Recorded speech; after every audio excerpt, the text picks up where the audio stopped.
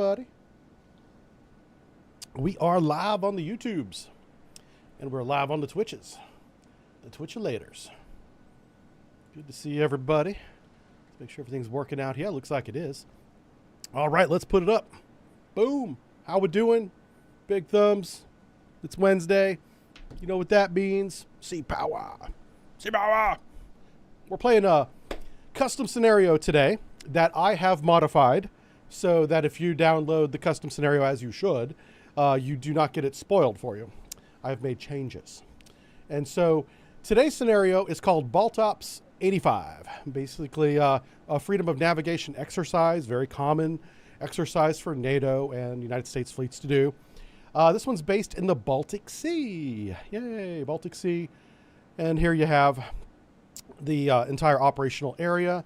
It's very straightforward. Our mission is to take our surface action group into a patrol area. This is called water space management. And we are to transit from our current water space, which is a moving haven. We have a speed of advance of about 15 knots for the water space. So we can go fast and slow inside that box, but the box itself is moving at 15 knots to the patrol area. Patrol area will be a designated body of water where our fleet will remain and operate inside of for a designated period of time. The purpose of this transit is freedom of navigation. This is to show the flag, essentially be like, hey, here we are peacefully transiting our warships in these waters. That's what the Americans call freedom of navigation. That's what it is called. Some of the changes I made, I'll just tell you guys. I made USS Philadelphia here. This is my old boat. So I like to have her in my scenarios. So I took the boat that's in the default scenario by DadBod2100. Great scenario, by the way. Good job, sir. Same class of submarine, so didn't change a thing, just changed the name. 688 Flight 1 right there. Hey, we got people coming in. How's it going? Got Captain Wrecked here. Good to see everybody. Oh, Emperor Zola. Thank you for the 5-month resub. That's nice. Anyway, so today's scenario, as I said, is called Baltic 85. You can download it in the workshop. And it's made by someone named DadBod. DadBod2100. Great name, by the way. I love that. That's hilarious. We have an Air Force unit in the area. Not necessarily attached to our group, but we do have his flight path right here. And he's just going to hang out on the, what is that up there? It's Norway, I guess. Yeah, is it Norway, Sweden, maybe? I don't know. One of those countries. I think it's Sweden. They're going to operate near their territorial waters on the north side of the Baltic Sea as we do our transit. They're just kind of keeping an eye on things. You know, it's peacetime, 1985, and showing the flag. That's what we're doing. We're going to go ahead and unpause it. Now, I do want to show you one of the things that I changed because I love this. Boom. This beautiful piece of kit is called the USS Short Beach, based on the USS Long Beach. That was a real ship.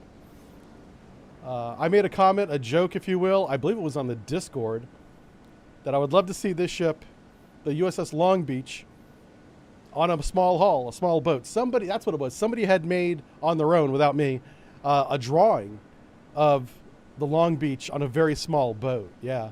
And I was like, I'd love to play that in Sea Power. And sure enough, one of our members named Sent, who has his own series of campaigns and missions on the workshop. He does a lot of stuff for this game. Made this beautiful ship. USS Short Beach. So let's talk about the Short Beach. We have, obviously, probably the biggest bass drum I've ever seen, because he likes to put out. You know what I'm saying? He throws down the base with that thing on top right there. These flat panels are ASA radars. This is like Generation 0 spy radar. This is what was eventually turned into the Spy 1. But this was on Long Beach long before that was even a thing. We'll open up the unit reference, see what kind of write-up he gave the Short Beach class. It's basically an OH Perry with a big radar on the top. The SPS-55, what else? And the SPS-33 air search radar, the same radar that's on the Long Beach, which is what you see here. Yeah. She can track a lot of things with that. Look at this. Oh my gosh. It's beautiful. This is a monument to naval architecture right here. This belongs in a museum after we're done playing with her. Anyway, so thanks to Sen for making this. This is freaking hilarious. All right. So, yeah, we're just doing freedom of navigation. It's peacetime. There's not much going on, so we're going to just kind of chill here today, I guess. Let's go to the USS Philadelphia. Let's make sure everyone's got their sensors where they need to be. Active, see, towed sonar needs to be deployed. Stream the towed array. Sonar eye. Yeah, stream that bad boy. Speed, I want you to do 1/3. Ahead 1/3. So you can do a sonar Maneuvering search. eye. And let's see, I want you to start below the layer. You might already be there. Change depth to below layer. Make my depth 296. Dive eye. All right, yeah, so he's going, yeah, he's definitely going deep. 296. So the layer is above 296 somehow. That's fine. And once the towed array is deployed, we'll change course. You see how the towed array has that little Track loop in it? 7004 is classified. Hostile warship. That's not good. Got a hostile warship out here. So we're not at war with anybody. That's the rules of engagement. Our weapons tight. Just transit to our new area. So this is because we changed depth during a towed array deployment. Not a good idea. Don't do that. So once towed array is fully deployed, we will change speed, but we're not going to do it beforehand. Okay, let's move on to our... So what do we have in our surface action group? We have a fast frigate here. Actually, we can just list the names right up here. We have the Ticonderoga's the mothership, if you will, right here. Centerpiece, Queen. Oh, and they got the Spy 1 radar right there. Yep, so this is the upgraded, or the next generation version of what this radar was. This radar became this radar right here. So we have the Ticonderoga. We have the Halliburton, which is a Perry class ASW frigate. These little frigates are tough. I got to give them that. They've got a lot of fight to them. They don't have many hit points, but it takes a lot to sink them. Like IRL. Like we had one in 1988, I think it was, hit a mine, broke the keel. Anytime you break the keel on a warship, the ship sinks because the weight of the superstructure has no foundation. It rips itself apart with the motion of the waves around it. Even in the calm sea state, it'll just collapse on itself. They saved that ship. The crew of that Perry, and I forget the name of it off the top of my head, but I'm sure someone in chat knows. They used a literal baling wire that they would put on the pallets for helicopters to bring the pallets on and off the ship during unrep. They used that baling wire and wrapped it around with divers around the hull over and over again, loop after loop, and that held the ship together to get to port, to where they could get onto a ship that brought them out of the water and took them back. Actually, I think they went to Bahrain. I don't know if they did all the repairs in Bahrain. It happened in the Persian Gulf, 1988. Anyway, so tough little ship, man. Whenever I was in the Navy, which was after 1988, and I even knew about that incident, I didn't give this ship the credit it really deserved because it's small. I'm like, frigate. Who wants to be on a frigate? Put me on a Ticonderoga. Put me on a battleship. You know, I want to be on a ship that fights. These little ships fight. They do. And they're very popular. We sold these ships to many nations. Chile's got some. The list goes on and on. Taiwan has some. I don't know if they still operate them, but yeah, a lot of navies have this class. Philippines, I think Philippines has some. All right, so we got the short beach, obviously with the group. This is a meme ship. It's hilarious. It doesn't have anything special other than the radar, and it looks funny as hell to me. Yeah, this is the Alwyn. Alwyn is a Knox class frigate, anti-submarine, but it has guns. Guns. Like this gun on the front here. We do have the Iowa. So it's interesting that the Iowa is not the centerpiece of the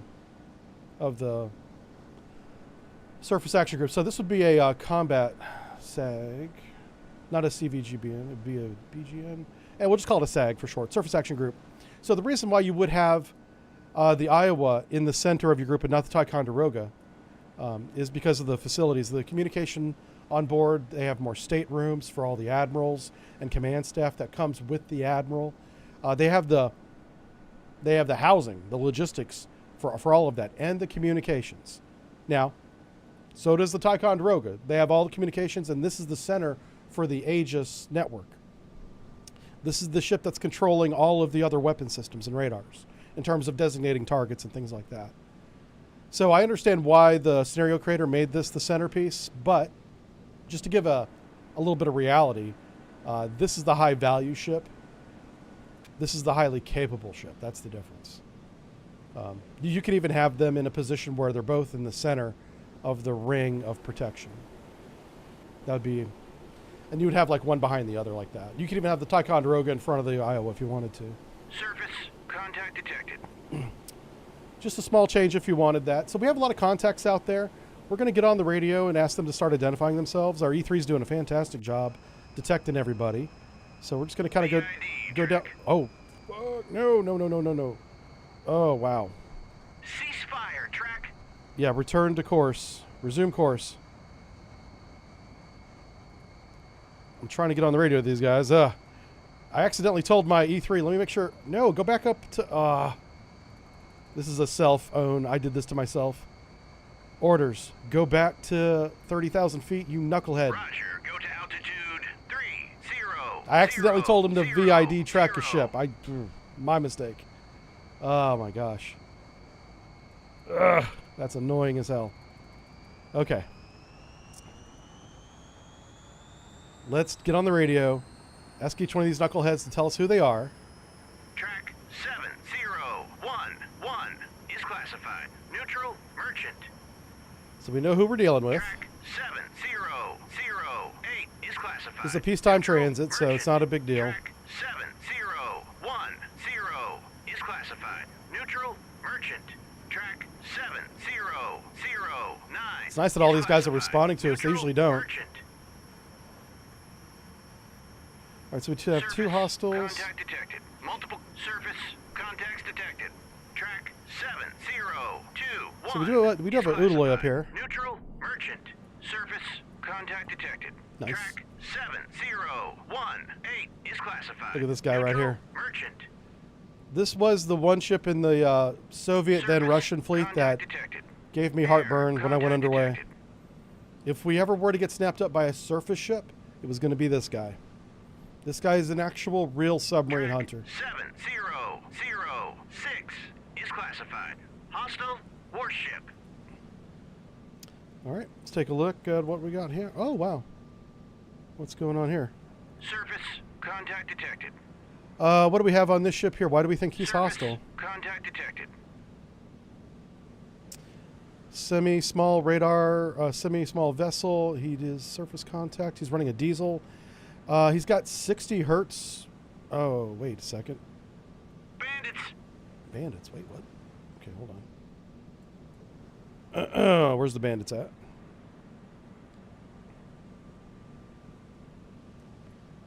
I don't see any bandits. Here is a ship or a plane right here. Who do we have on this? We have a AWG-9's tracking him with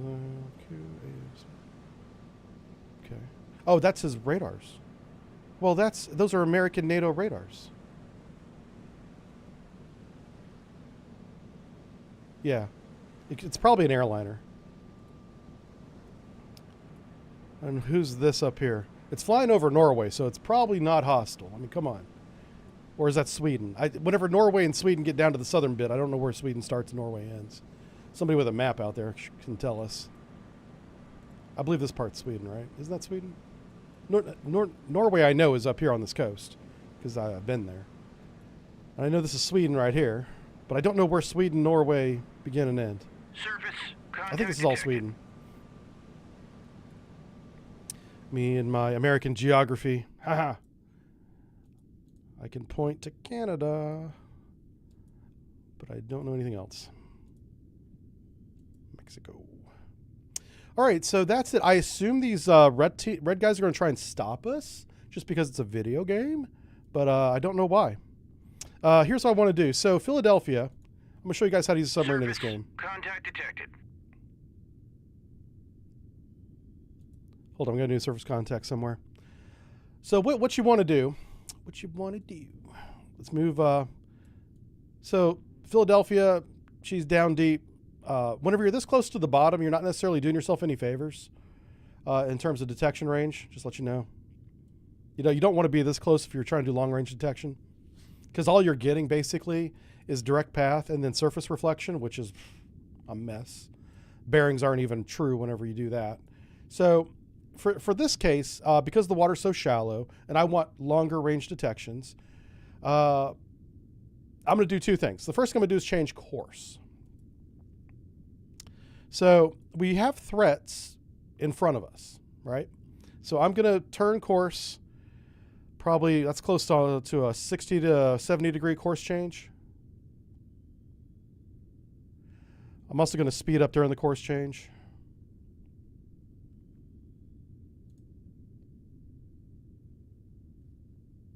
Head 2/3. Head 2/3.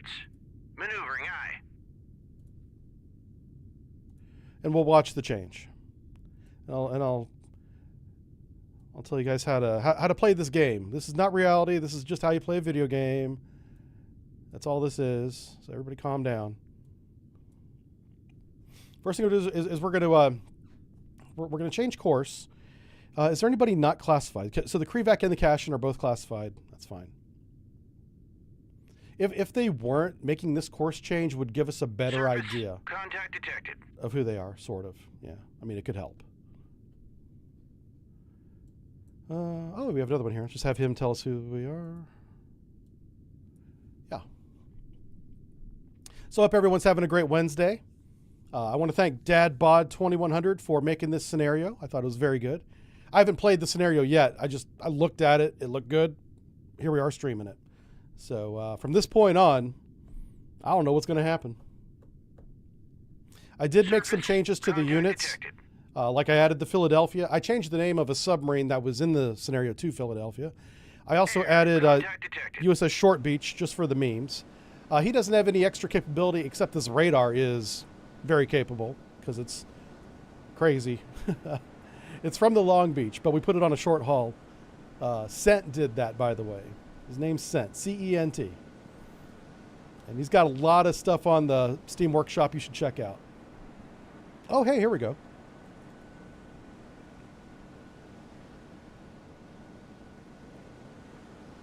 We have a helicopter out here.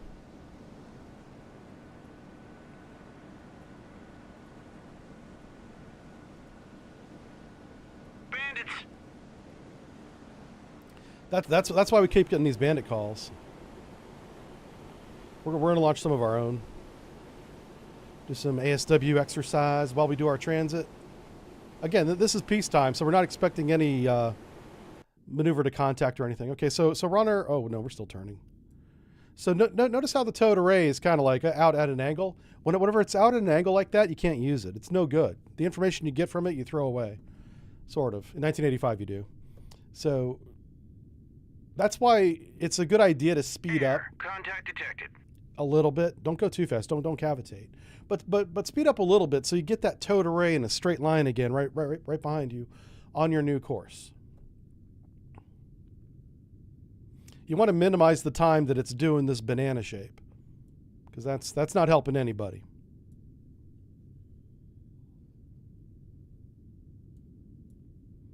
We're also going to get away from the bottom because this isn't helping us either. Having the towed array deployed this close to the bottom is very, very concerning to a sonarman, because you could easily drag the towed array if you slow down too much, and then what? Yeah, and then you're in for a lot of briefings, a lot of safety briefings, a lot of explaining yourself. Not just to the captain either, probably the squadron, because these towed arrays are freaking expensive. Yeah. Okay, well, that helo's coming, isn't it? Oh, Lord, is she coming? All right, let's see if we have any helos up in the air yet. Nope, he's still spinning up. I do love the animation here, though. This is pretty cool that they animated all these things. Godspeed on my next adventure. Oh, that's right. Yeah, everybody, Captain Wrecked announced on Discord yesterday, I think it was, that he's retiring after 23 years of service in the Canadian military. Congratulations, sir. Well done. Well done. To serve in any service for 23 years is a lifetime achievement for real. So we support you in your next endeavor, sir. Glad to have you in the community too, man. Really good. So give it up for Captain Wrecked. He's in the chat right now, folks. Roger. Turn 104. Something I've learned for this video game is after the helicopter takes off like this, before you give it an order, let me grab him. Here he is. Well, once he's like parallel the ship, you know. Why's my ship turning? That's weird. Okay, whatever. Just grab the helicopter and just give an order to go off in break formation, basically. So we got 3 helicopters in the air. I'll do it again with this one. So the screen is centered on him. Roger. I'm gonna give an order to break formation, get away from the ship. And the video game seems to like that. Now it knows that it's a separate unit. It's no longer in formation. Yeah, and now I can tell it to do whatever I want it to do. All right, so Contact detected. first thing we're going to do is put out some sonar buoys, because there might be submarines out here. So let's just pull it. Contact detected. Let's start with this a little stick of 4, just in a line in front of us. And once we start getting sonar buoy detections, we'll get an idea of what their detection range is today, because every day, no matter what body of water you're in or how bad the weather is, all those things affect, what time of year it is too, affect your detection ranges. It's never the same. So we won't know until we drop some sonar buoys and we start getting detections. We're like, oh, okay, it's about this far away. And that will also depend per target too. Like a merchant will be detected farther away than, say, a submarine will, you know. So you want to keep all those things in mind. I'm going to have this guy come over here. I'm also going to turn on his surface search radar. Track 703. Let's turn on the short beaches radar, because he's got awesome radars. Awesome. Air search on. Yeah, we're going to turn on this big base right here, man. Going to pump out the energy. Boom. Surface search on. Radar eye. Let's also deploy his towed arrays. Okay, it's already deployed. Awesome. So yeah, so now we're radiating from these big ass flat panels here. Vampire. Uh-oh. Bearing 5. Oh, we're being shot at. Why? Oh, wow. On station. Okay, let's light things up. Air search on. Radar eye. Somebody call the president. We're being shot at. Surface search on. Radar eye. Air. Contact detected. We're just making sure the Ticonderoga should already have her radars on. Oh, and she doesn't. Air search what? On. Radar eye. Ooh. Whoa. Surface search on. All right, ASW Radar patrols eye. are going to light off their active sonars. Air search on. Radar eye. Surface search on. Radar eye. Transmit active sonar. Sonar eye. Air search on. Radar eye. Wow. Surface search So on. that whole time. Radar eye. Okay, so we have a weapons free environment. No, it's not weapons free, but we don't want the E3 to go anywhere near that ship. He's shooting at things. Come on, back here. Come on, back here. Okay. What do we have here? SN sunburns. Oh, shit. Okay, that's not good. That's not good at all. All right, so it's going to be a minute before we can engage them. So the Udaloy has a surface to air range of, I think, 40 miles, but we're going to double check that. The SAN-9, that's short range. Yeah, this is really short. 6 miles. Yeah. Oh, I must be thinking of like Udaloy 2 or something. What's the air-to-air range of this Krevac here? So these guys are definitely hostile. We're going to treat them as hostile now. SAN-4, that's 8 miles. Whoa. What am I? Cashin. What's Cashin got for us? SAN-1, there we go. That's 16 miles. Center of the dot master arm on, right? So we're going to designate him hostile.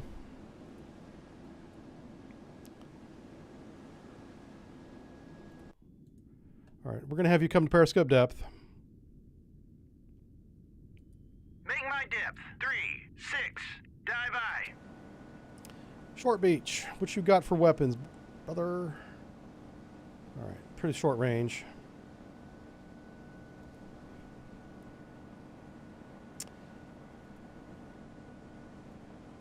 Okay, so I have to make a command decision here. Do I want to engage the Krivax even though they haven't engaged us? We are being engaged by the Russian Navy. The Russian has 2 forces out. One has actively attacked us, one is not. Air. Contact detected. Birds away. Track 703. Engage track 70. I'm going to go ahead and sink the Russian Navy. 4. Salvo fire. Birds away. I think this is the most realistic response. 703-6. Engage track 7005. Salvo fire. Birds away. Track 7036. All right, let's watch the Ticonderoga cook here. Defend the fleet, man. Birds away. Track 7043.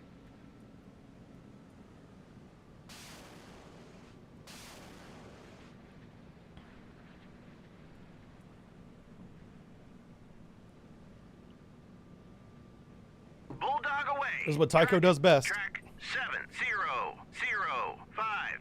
Track 7046 is classified. Buoy away.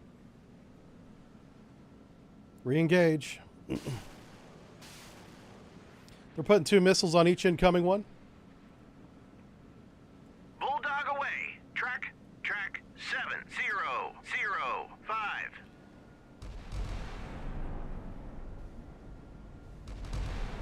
Birds away. Track 7037.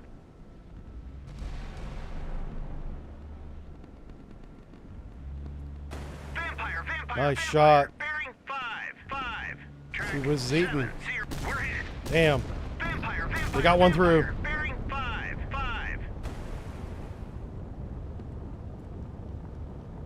Air. Contact detected. Bulldog away. Track 70. Secondaries, that's not good. 4. Vampire.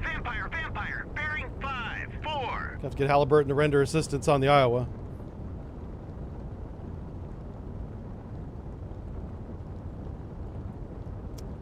That's not good. Let's check out our damage control, see how bad it is. Whoa, whoa.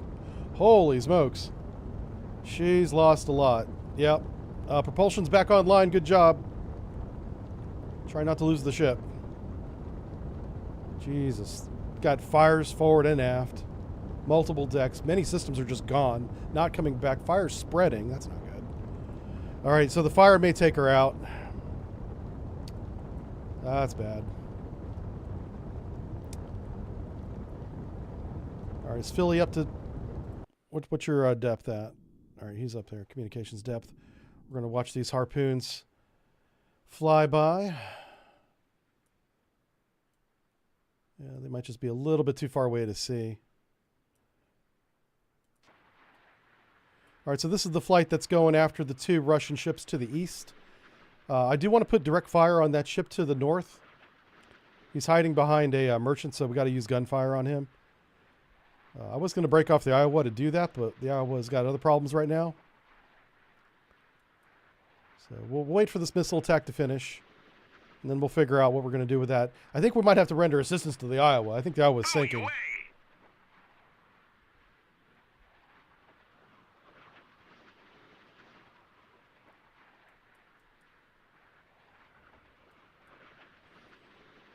So these are 2 little frigates over here. They're pretty capable, though. They have good anti-ship, anti-submarine capability. Their air defense is very short range. That's why we're not seeing any fire yet. They definitely see these missiles coming because they're not stealthy at all. Well, they're sea skimming, so I guess in that case they are. But they'll see them long before they get into weapons range, so it kind of doesn't matter. But we'll see how they do. We'll see how they do. This is called the Harpoon. Very capable Cold War era anti-ship missile. The sea skimming capability was a game changer. Russians can do this at supersonic speeds in the 1970s. Yeah. That was a big advantage for them. It wasn't stealthy, but it was fast. That's what the Sunburn missiles are. They're supersonic. It's like Mach 2 point something. Sea skimming. It goes so fast, you don't even really see them. Your ship just blows up. You're like, oh, geez, I guess we got hit. Birds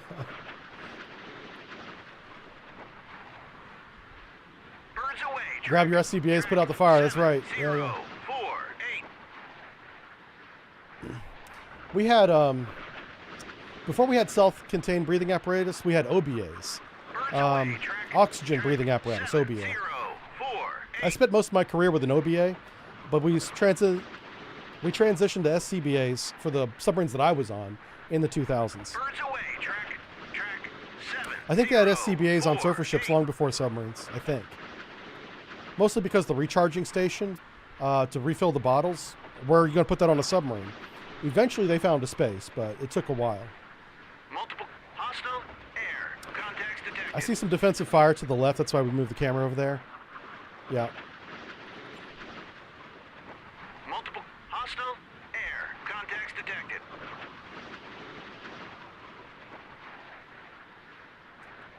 Track 7, 0, 4, 7 is classified. All right, so they're hitting the Helo, multiple. they're hitting the harpoons up there now. 7, Took out a couple of them already. Vampire, bearing 5, 3. Those vampire calls are defensive fire on these units.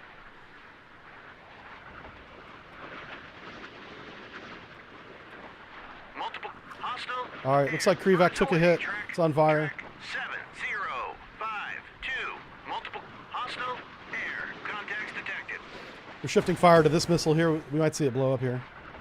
Pop-up maneuver. Birds away. Track 7, 0, 5, 2. She's sinking. Oh, no, she's not. She's still fighting. Hostile vampire, bearing 5, 3. Good hit, good hit. Birds away. Track 7, 0, 5, 1.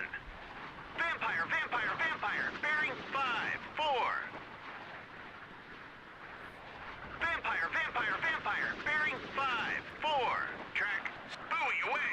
Vampire, bearing 5, 3. Yeah, these guys can pump out their short-range missiles. They're rapid fire. They're in a rotating launcher. It's kind of like, well, it is VLS because it is vertical. 0, 5. Krivak sunk. This is the cash-in right here we're trying to get. Vampire, bearing 5. It's on fire. It's taking hits.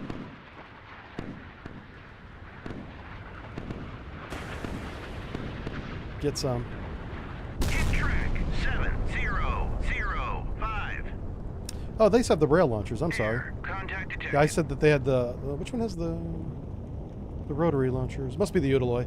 Yeah, I was thinking of the Utiloi SAN 4s up here. Where are they at? Little rotary launchers. I think they're right here on the bow.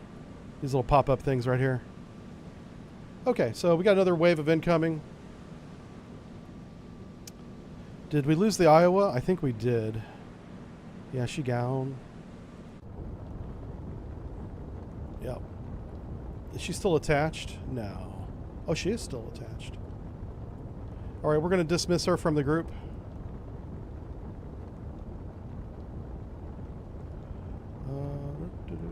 Where is it at?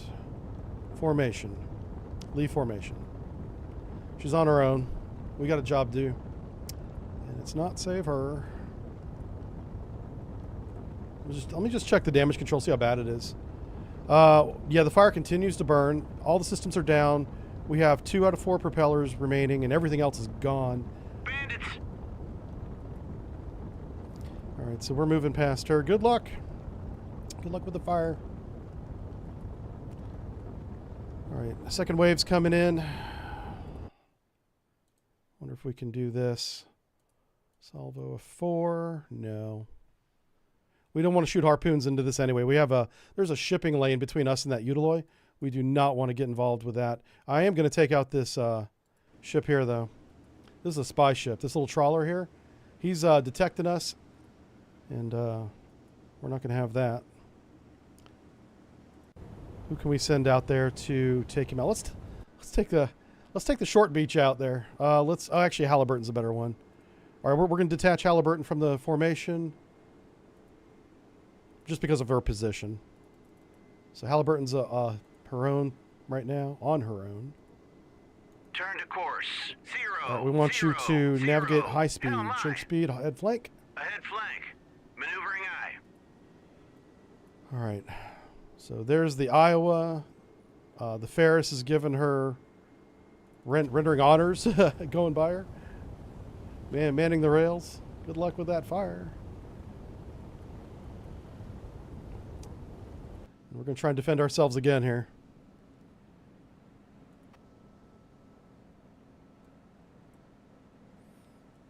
The incoming weapons are outside our missile range. That's why we're not shooting yet.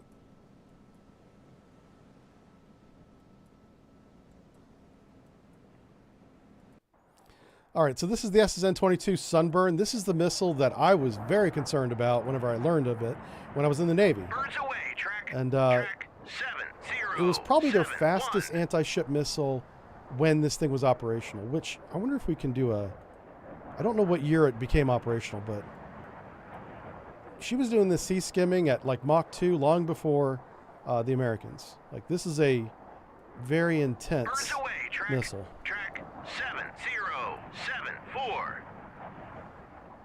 right, looks like we are shooting at it now. Let's watch our boys eat.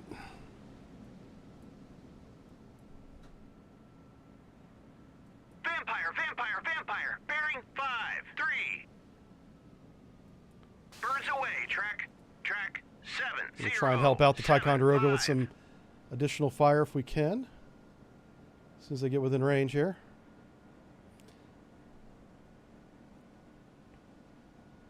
We're going to take out this SSN-22 right here. Birds away. Track. Engage track 7-0-7-2. Salvo go. fire. All right, that's got 3 missiles on it. That's good. That's that 76 millimeter on the top. Rapid fire. 7-0. It's an Italian gun made by Leonardo. Vampire. It's very good. 5-2. I think that missile broke apart. I'm not sure what happened Birds there. away. Track. Again, the missiles are so fast, you probably won't see them. 7-4. Vampire.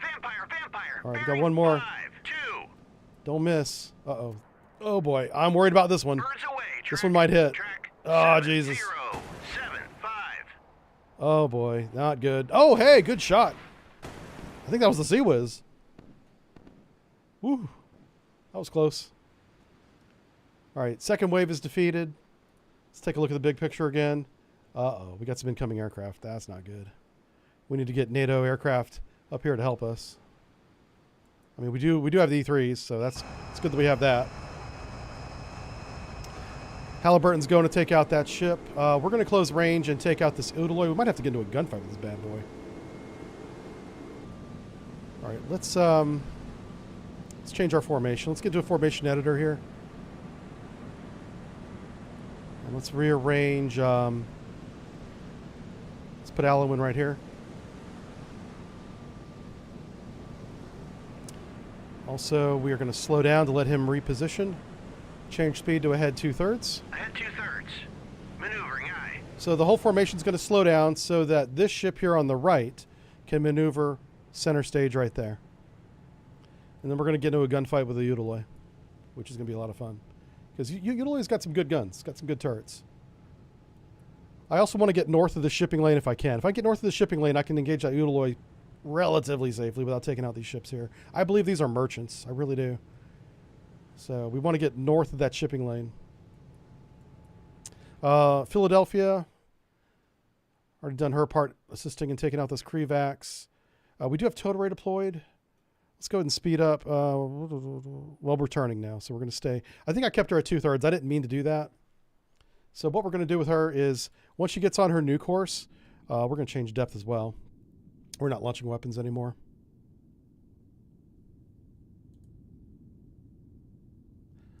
I want her to go shallow, but stay above the layer for now in these conditions. Shallow above the layer.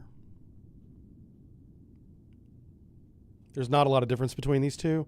You don't want to be right next to the layer if you want to look long range. So if you're trying to hide, you want to be right next to the layer, above it, below it, depending on what you're doing. So we're just going to go shallow. Make my depth 9, 6. Dive eye. Okay. We're in very shallow water, so these depth changes are not very much. But you'd be surprised how much more range you get from your sonar system by making this little bit of a depth change from periscope depth down to 9.6 feet or 9.5 feet, whatever you said. You do want to be careful operating at that depth because some ships can draft, 80, 90 feet. There's not many of them, but some of those big super tankers can get really, really big. I don't think we'll see anything like that in the Baltic Sea, though, so don't want to run into one of those, have them rip your sail off. So he looks like he's doing 1/3. What's his speed? He's doing 8 knots. So yeah, he's doing a 2/3 belly. He's in a maneuver. So we'll wait for him to finish that. Not a lot we can do with that Utiloy right now. I mean, we're going to close range on him. We're repositioning the fleet, like I said. This guy's getting in position in front of our Tycho. He's taking the position that the Iowa was in.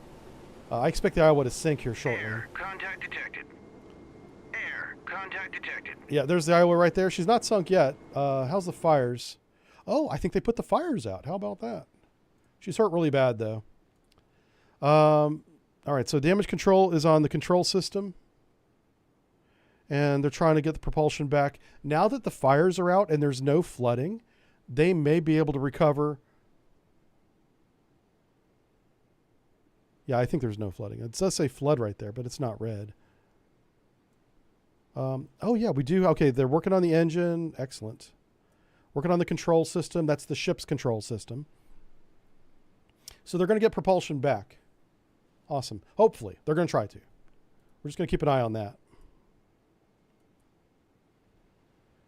Let me go back and give my orders again to my helos. Looking for them submarines. Okay, I've got him. Let's employ.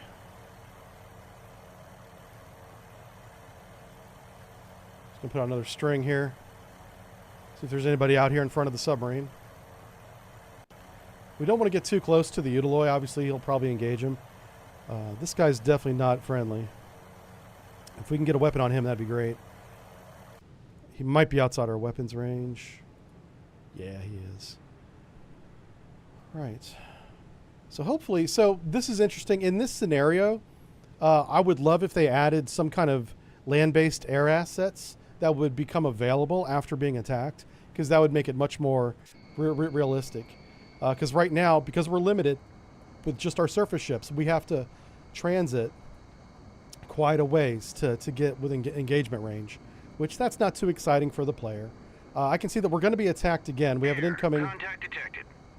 We have incoming air assets here. Oh, that's a recon plane. Yeah, this may not have any weapons. Yeah, he doesn't. But I can't do anything about him. This is their version of the AWACS, essentially. They're watching us watch them.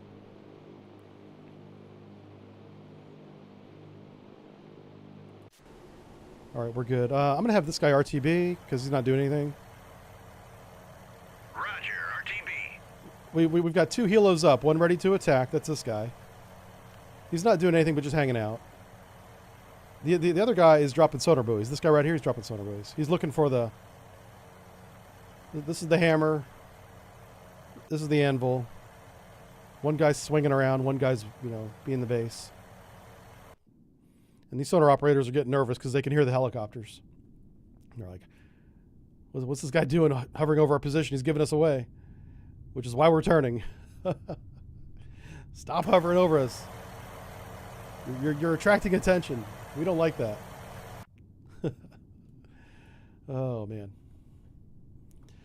Yeah, so the scenario is 1985. It's made by Steam user DadBod2100. And I believe this is one of... I looked at a lot of scenarios this morning, so I might be getting them mixed up in my head. But I think he made a campaign out of this. No, actually, I think that was somebody else now. This could be a standalone. Yep. Disregard my previous statement. So what I'm doing here is I'm just making sure there's no submarines between me and that Udaloy. Like if the Russians are going to do a sneak attack on us, they're going to bring subs because that's the majority of their fleet. Like they had well over 100 operational subs at the height of the Cold War. Diesel boats, nuclear boats, ballistic boats, well over 100. And they went to sea a lot too. They were very high tempo. So there's probably a submarine in here, probably one in the patrol area. So we're going to get up there and make sure that they're okay. But we're going to kind of do it one step at a time. Right now, we're repositioning the formation to make up for the loss of one of the units. And the fact that he's not sunk is kind of a miracle. You know, you take a hit with secondary explosions like that, you got fires in all the compartments, basically. So, but she's definitely out of action. We may be able to tow her back to base and salvage her, but she's out of this mission, that's for sure. We're going to need a few more admirals. Yeah. Someone's getting a promotion. Battlefield promotion. All right, so he's on his new course. I'm going to go ahead and slow him down. Head 1/3. Ahead 1/3. Maneuvering aye. So what this is going to do is put a long-range passive search kind of in the direction of where we want to go, looking kind of eastwards. Let's see what you guys are talking about here. Hey, Steve, how's it going? I see Steve Sutton's here, Derping Pleb. I love that name. That's hilarious. Am I trying to be careful? Yeah, I think I'm being careful. Yeah. Like we're looking for subs. We're doing the things, you know. Our fleet defense was overwhelmed by a barrage of sunburn missiles. What are you going to do? Not much we could do about that. I have no air assets other than this E3. I have no way to shoot these things down. And this Udaloy is covering himself behind these, what I believe to be merchants right here.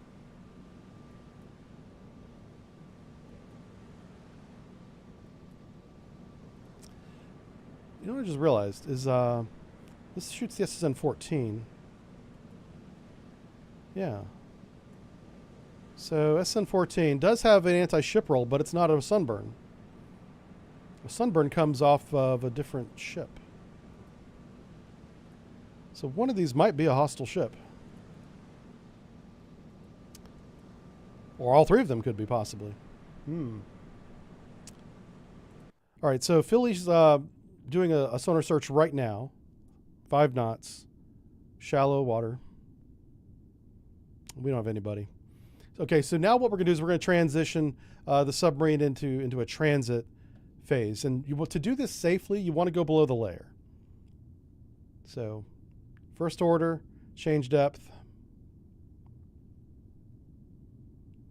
Here we go. Below the layer. You don't want to go deep. You want to go below the layer. You want to be right below the layer. Layer is at 50 feet. You want to be at 55 feet. You want to be right below the layer. Make my depth 296.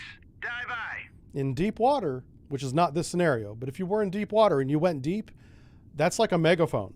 It's like you're yelling your position out to the world. Air. Contact detected. The boundary of that megaphone is the layer.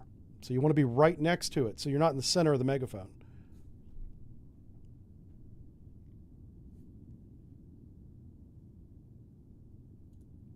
So let's see what this guy is doing. Oh, so yeah, lots of ASW helicopters out here.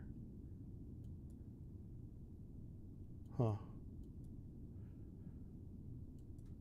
How's he doing? Is he in position yet? He's pretty close. Pretty close to being in position. He did a good job getting to where he needs to be. Then we're going to speed up the entire group to a head flank. I'm not lighting off the sonars yet because we have the sonar buoys out in front of us. So I'm just going to keep that tactic for right now. If we have any incoming weapons, those buoys will see the torpedoes long before we do. By lighting off our active sonars, all we'd be doing is giving any submarines out there a bearing to prosecute. So you go active a couple times, and then the submarine repositions. You go active again if you don't reposition.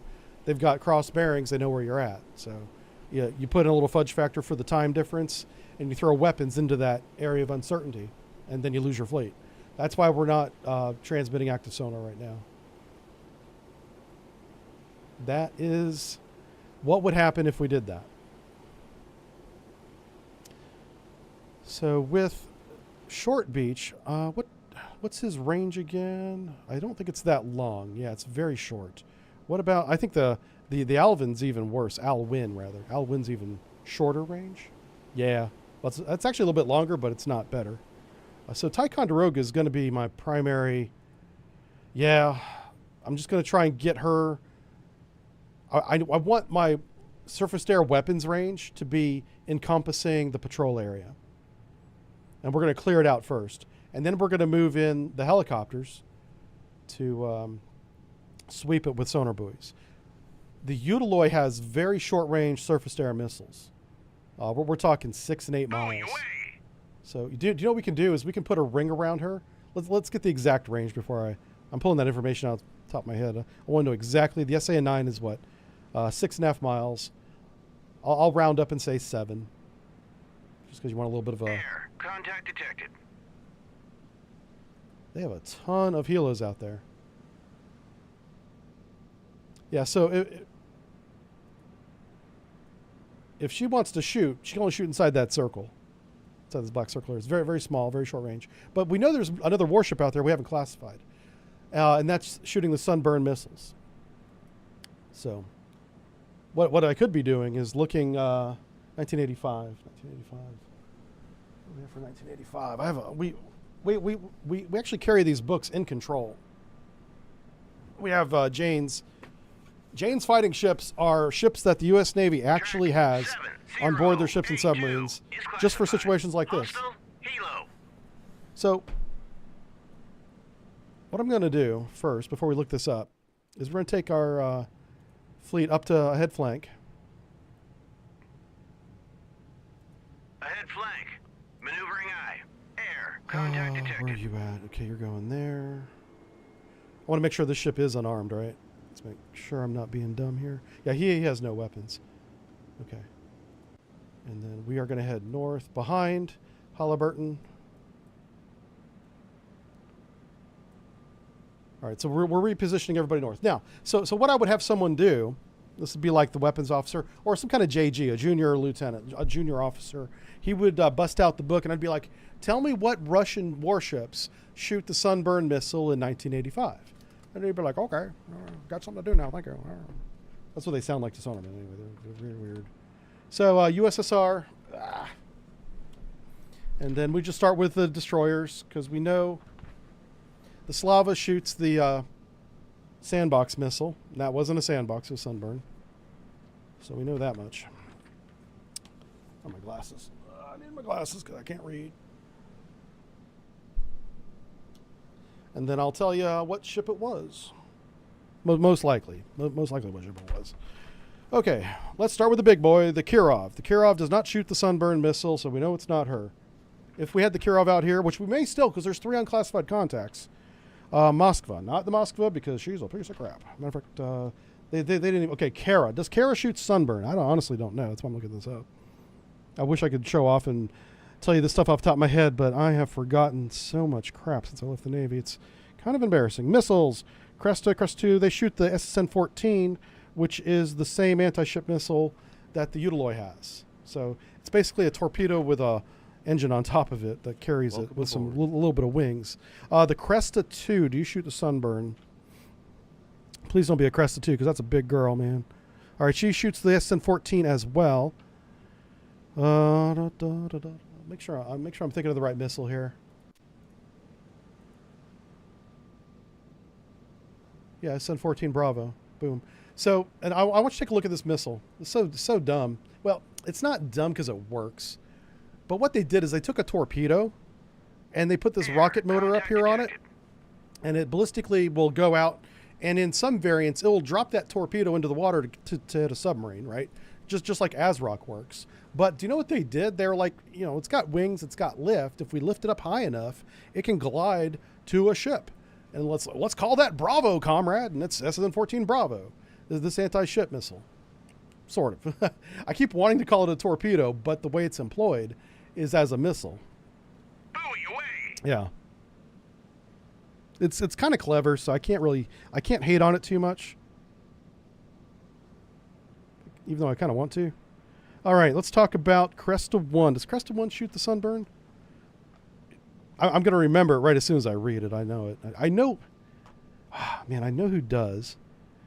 SSM. Here it is. Track SN3 Bravo. It might be her. 784 is classified. Hostile helo. All right, so we've got 3 helos over our patrol area. God, I want to say it's the Cresta 1. Let's go with Kind. Kind, what you got? What you got? She shoots the SSN3 as well.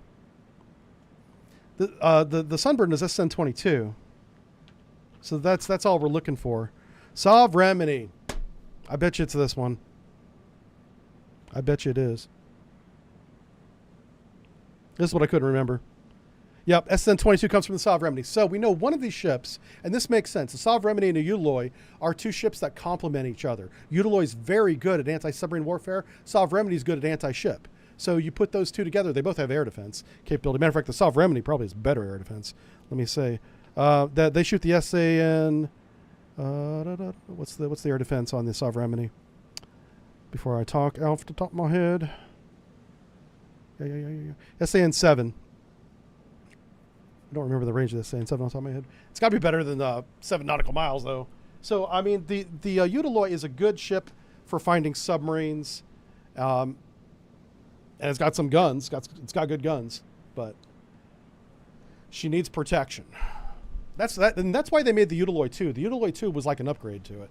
I don't think Utaloy 2 is even in this game. All right, so we're going to start doing some time compression here. I don't want to go above 30 because there's a small chance that the game skips a missile or a detection at higher time compressions. So we're at times 20 right now. Roger. Turn 023. Air contact detected. VID track. Oh, why did it do that? 7085. Ceasefire track. Yeah, I want you to go back to laying down your sonar buoys, buddy. There we go. All right, we're going to put another string like up here. Track 7086 is classified. Hostile helo. Yep, he's a hostile helo. You know what I kind of want to do with this one is get him close enough to identify the Submarine. Air contact detected. So we're going to do this. Contact detected. I'm going to put a string straight ahead and see if they engage us. Track 7088. Oh, right is here. Classified. Oh, Hostile shoot. helo. Come on, buddy. This is probably a warship. So here's what we're going to do is we're going to look at the formation movements. Why don't I have more information on this guy? Okay, this guy's doing 26 knots. This guy's doing how many knots? He's doing 26 knots. These 2 guys are moving together. This is probably a hostile. This guy as well. So we have probably 3 hostile warships up here. I'm going to go ahead and just target them as probable hostile. Same with these guys. That's jumping the gun a little bit, but because of the situation we're in, I'm pretty confident that that's what we're doing. So Submarine's moving up this way. He's at 5 knots. He's at his depth. We need to get the Philadelphia up to transit speed. So once they've changed their depth down to below that layer, and they're kind of bumping against the top of the layer, they're just right below it. Now you want to change once you're there, you want to change your speed up. You don't want to cavitate, but this is your best depth to transit. If I can find the menu, there it is. I'm going to try standard. We should not be cavitating at 295 feet. We might get a full bell. It depends on the model. I don't know what acoustic model they're using, but we'll see. I just want to make sure we don't cavitate. Even if you cavitate for just a few seconds, it's like going active. You might as well you just gave your position away. So we're coming up to 15 knots. We're not cavitating. That's fantastic. I'm going to go ahead and have him come up to head full. Ahead full. Maneuvering aye. Make sure we don't cavitate.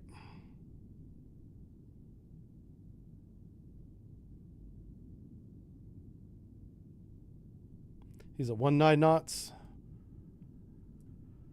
All right. Excellent. Okay, so he's repositioning, and so is our fleet. This is kind of where we're most vulnerable as far as, well, the submarine certainly is, because we are making more noise than we were just a few minutes ago, but we're trying to get in a better position to engage whatever may be in this patrol area without going right for it, which is why we maneuvered up to the north a little bit. So Halliburton, oh, I see what happened. He slowed down. Haha, very, very, very clever. All right, we're going to do this. We're going to do a direct pursuit. I'm going to close range and sink this guy with gunfire. Matter of fact, we might be in gun range right now. Let's check. 76 millimeter. Almost getting close. But this guy right here, he's tracking us. Oh boy, what we'd love to do is board her, but boarding isn't simulated in this game. But in reality, yeah, I'd shoot her engine. I'd get on the horn with her, even though she wouldn't respond.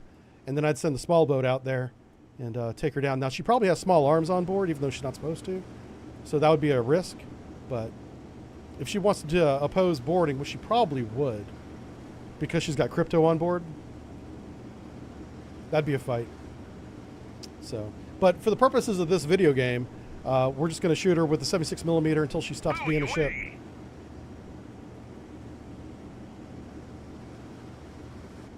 And she's being very clever, positioning herself between, or on the other side of, I should say, of this merchant right here. So we have to get, I can't shoot a missile at her. The missile would certainly hit the ship. It's a much bigger target.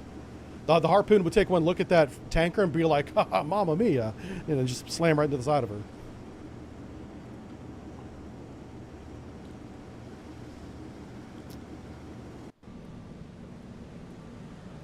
Does anyone know, by chance, the range of the SAN-7? I don't. There were two types that were designated sunburn. Oh, really? Yeah. I did not know that. What's the other sunburn? That's interesting. Yeah, that's the thing with names. One, Russians changed the names of their ships and submarines, especially during the Soviet Union, a lot. It got a little confusing. And my opinion is they did that intentionally to confuse us into thinking that they actually had more ships and submarines than they actually had. But our intel guys were all over that, so it didn't confuse them. But at the low ranks, where we're just reading names, we're like, they got another one? You know, it was very confusing. And then you wouldn't see a ship for the longest time. You'd be like, well, what happened to him? Oh, that's the Slava. He's called the Moskva now. It's the same ship, different name. Air, contact detected. A lot of those names changed when the Soviet Union collapsed and it became the CIS for all of like 6 months. Most people don't remember CIS. I remember once I had a discussion on stream about it, and I was like, there was definitely a CIS. There was a government in Russia between the Soviet Union and becoming Russia again. It was called CIS. I think it was Commonwealth of Independent States. I believe the C stood for Commonwealth. Google it. It lasted for maybe a year under Boris Yeltsin. Yeah, very short-lived government. Yeah, I don't know all the history in detail. I just know that there was definitely a transition period, and it wasn't meant to be transitional. That was supposed to be the new government. But it was very temporary because guess who? They wanted to be Russia again, you know? Yeah. Russian history is very difficult for me to follow because the people who talk about Russian history from the Russian perspective, the Russians, they love to make shit up. Yeah, they do. I mean, I guess Americans do too, right? But the Russians are pretty bad about it. They're like, we did that, comrade. Don't you worry about it. No, you didn't. I was there. But they're not the only nation that makes stuff up. Let's be honest. Come on. Right? They're not the only ones.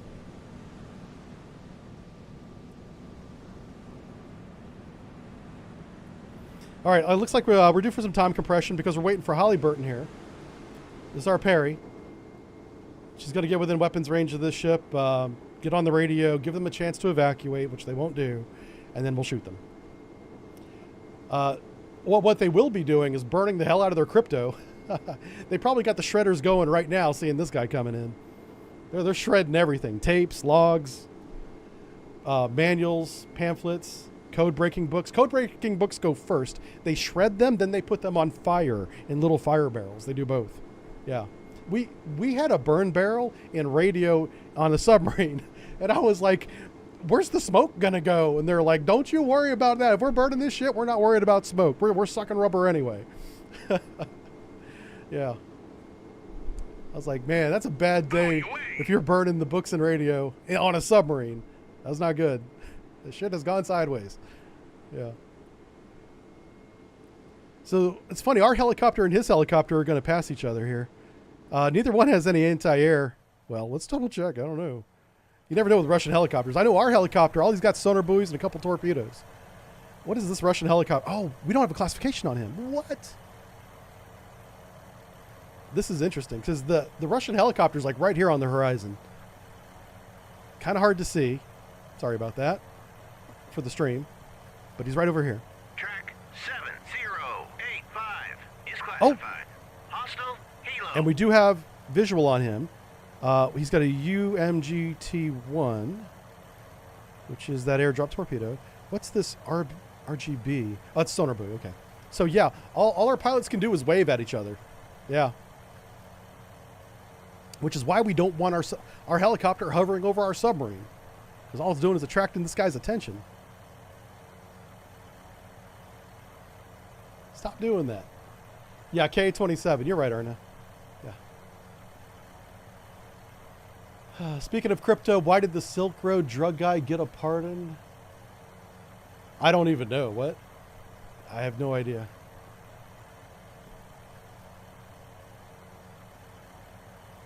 It's funny, the transition. This is being streamed for those of you watching this on the YouTube video somewhere in the future. It's a couple days after a presidential change here in the United States. And as a president goes out, they always do pardons. But this year they did a lot of pardons. It's kind of crazy. And then what's funny is usually the incoming president doesn't do pardons on day one. But this time, the incoming president did. I was kind of surprised about that. I was like, what? Is he really going to do that? He did. He pardoned, it's like 1,500 people. I was like, whoa. On day one. He usually waits to the end of his term to do that. Like the previous president did. Yeah. Craziness. Buoy away. All right. We're doing a good job putting the buoys out in the water, like right there. Yeah. Like I said, these helicopter pilots, they can't do anything but wave and smile and do a little diplomacy with each other. Hand gestures and all. All right. How we doing on Halliburton here? Almost. He's getting close. Now, here's a rule of thumb is for gunfire, because naval gunfire, even in today's world, it's not that accurate. It's a lot better than it used to be, but it's still not that accurate. You want to be about 70% of max range, roughly 70 to 80, before you begin bombardment. That will give you the best, range for accuracy boost for your buck. Unless you're in a hurry, which we're not. This guy's not going anywhere. All he's doing is burning his books. He's burning his crypto right now. Like a lot of this black smoke coming off, that's from his burn barrel and his engines. Yeah. It's okay. We're going to help him burn it here in a second with some high explosive 76 millimeter. We're here to help. Oh my gosh. So I'll tell you what, from like a Navy sailor point of view, whenever I was in the Navy in the 90s and 2000s, and I, actively went against Russian submarines and all that. One, I had a hell of a lot of respect for my opponent because their equipment was really good, especially because the Soviet Union was putting out some very good designs in terms of submarine design. I think technologically they were behind us. That was our advantage. But submarine engineering-wise, they were very good. They had automated torpedo rooms We still don't do automated torpedo rooms, even though the Seawolf is pretty close to that. The Russians were doing automated torpedo rooms, I think, in the 70s, maybe the 60s, because the Alpha was automated. Buoy away! Yeah. So that'd be the 60s. Anyway, so, you know, I had a lot of respect for them, is what I was saying. So every time I went against them, it wasn't like I wasn't out there with any malice. It was very professional, actually. It was like, that's them. We're tracking them. We're doing our job. They're doing their ballistic missile patrol or whatever the hell it is they're doing. It wasn't always that. And so I think my point is, the whole reason why I bring this up is, like, from a sailor point of view, from an active duty military point of view, and it was peacetime, of course. There was no hate. We didn't hate our target. We just tracked it and recorded it and analyzed it and did all the things we're supposed to. Yeah, so that's something that I think is a little bit different than what people might expect, which is why I brought it up. Is there's no hate among sailors. I actually respected the submarine sailors of the Red Fleet. I wish I had gotten a chance to meet some of them. I never met any of them. I listened to their conversations, though. Oh, man. Yeah. Not the conversations. It was other things. You can't hear people talk face to face. That's not a thing. That's a Hollywood thing. Yeah. I think there's a movie where somebody drops some change. It's a comedy. Yeah, it's in Down Periscope. And the guy says he just dropped 35 cents. Yeah, that's bull crap. There are other things you can hear, and I'm not going to talk about them because I'll get in trouble. Yeah. But going back to it is... 70, oh, he's speeding up. 3 is classified. He's trying to get out. Warship. Where the hell are you going to go? You're not faster than the pair. You see that smoke on the horizon? That thing's about to start shooting at you. Yeah. I think we classified another warship. There it is, Submarine. See, we nailed it. Okay, now that I can bring up the unit reference, what's the range of this SAN-7? 13 miles. I couldn't remember 13 and a half miles. We'll just round it up to 14. So it's twice as long as the longest surface-to-air missile on the Utiloy. Oh, crap. And this guy's getting close to range. Let's move this buoy over here, because he's about to get shot down by a Submarine. 13 nautical miles. Ooh, wow, very close. Right there. So if our helicopter goes within these this black circle, he's going to get shot down, basically.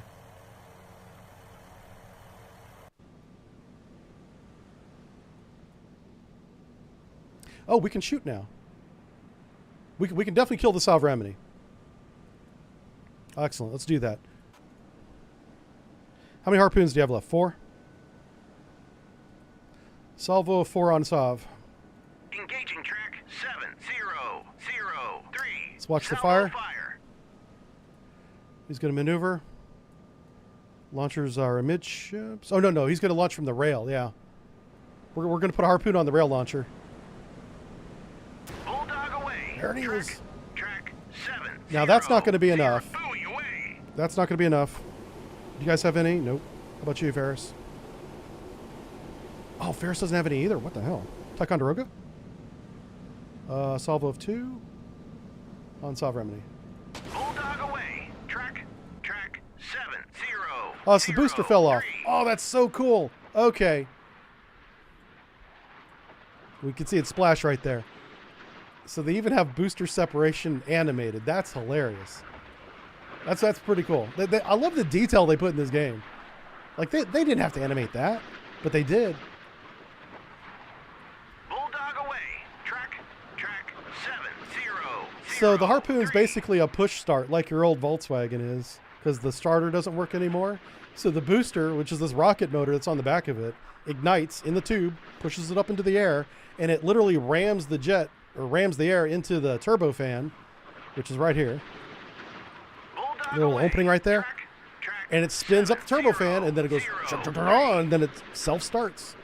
And then the booster falls off after a couple seconds. Yeah. Pretty cool. So the reason why I did 2 ships firing at the same target, and there's not going to be a lot of big bearing difference there, is because we're doing a rail launch one at a time, that's going to take 15 seconds between shots on average, a full minute, and separate those harpoons by hundreds of yards, making the Submarine's job of self-defense very easy.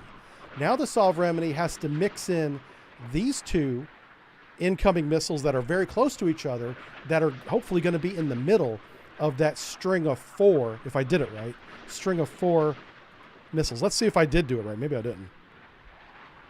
Okay, here we go. 1, 2, 3, 4. That's from a single rail launcher launching as fast as it can, which is not very fast. Then you got 2 missiles that were launched from tubes, not necessarily vertically launched, but independent tubes. They can fire within 3 seconds of each other. So you see the range difference? So now, not only do we have 6 missiles to worry about, he has to go bang, bang, bang, bang, in rapid succession.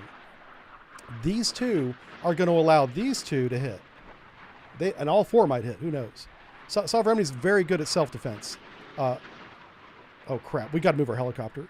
Ugh, you're going to get shot down, brother. Roger. Let's move him back. Also, let's make sure his radar's on. It is, okay. This Sovereign's hauling ass. Yeah, how fast is he going? He's doing 30 knots, 26 knots, yeah.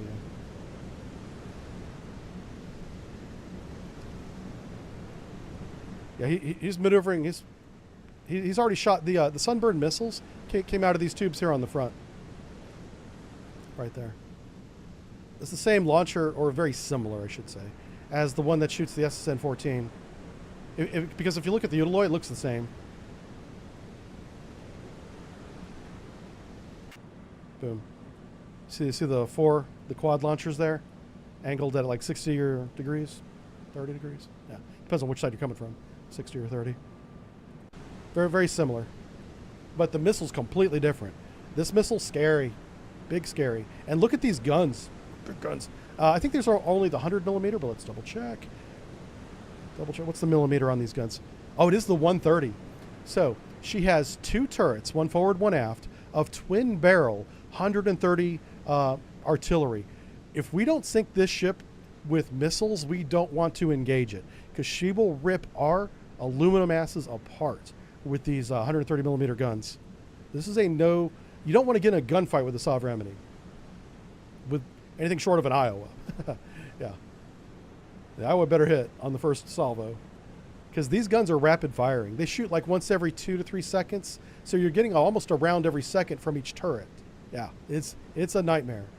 And a 130 millimeter shell is a big girl, man. She will mess up your world. I'm going to go ahead and start. Engage 76 millimeter. Engage track 7. We're going to watch this action. 6. Salvo fire. And I'm going to watch the missile action here on the mini-map. And we'll shift to that whenever that gets close. But we should get a couple of... yeah, there she is. This is the rapid-firing gun on the Perry. It's on top of the superstructure, which is a unique place to put it. Hit track. Yeah, 7, 0, he's not going to last 0, long. 6. I'm going to shift the camera to him. He's having a bad day. I'm hoping we can sink him before the missiles hit the Sovereignty.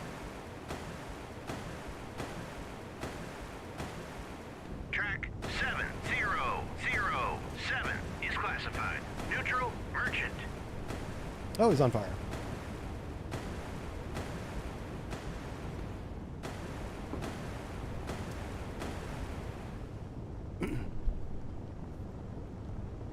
Oh, is he done? Well, he gave up pretty quick. Oh no, we're reloading. That's what's happening right now.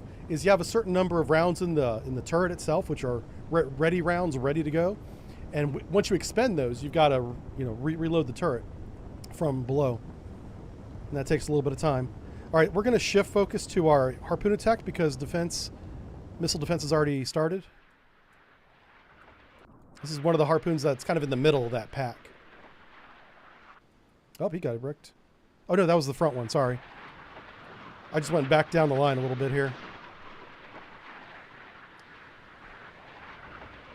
Yeah, Sovereignty can bring a lot of fire to bear in one direction, which is what she just did.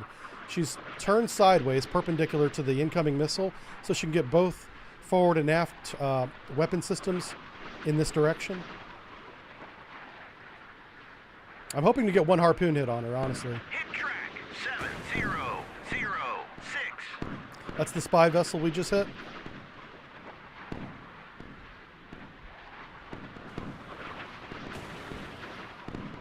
That's the Udaloy helping out over there. Yeah, good shot.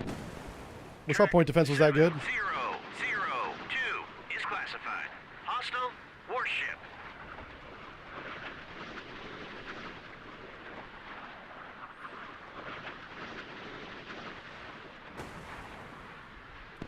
Hit track. All right, so they defeated our first attack. 06. All right, so we're gonna have to rethink this. I kind of want to get the Philly up into weapons range. That's kind of what we want to do now. If we're not gonna be able to take them out with missiles, and I've got a few more missiles, but I don't have enough to overwhelm their missile defense. I'll have to use my torpedoes. Now the ad cap. Well, I don't think they have ad caps in this game. They just have the Mark 48. And oh, what the fuck? Hold on a second. What range is that? I'm not going to say nothing, but I want to measure this.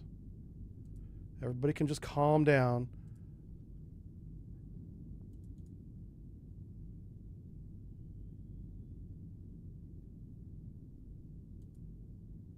Huh. Okay.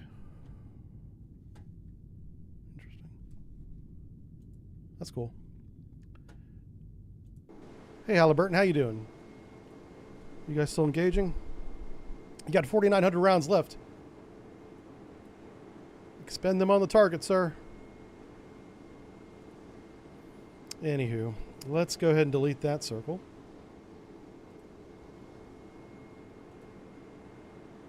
Everybody at the NSA is like, he's doing it again.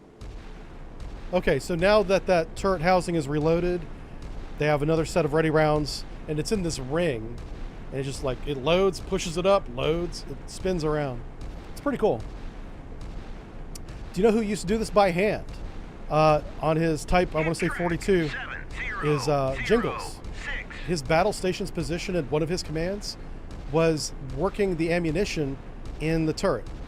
He was not, I don't know if it's called the loader or not, but he moved ammo, and he did it by hand.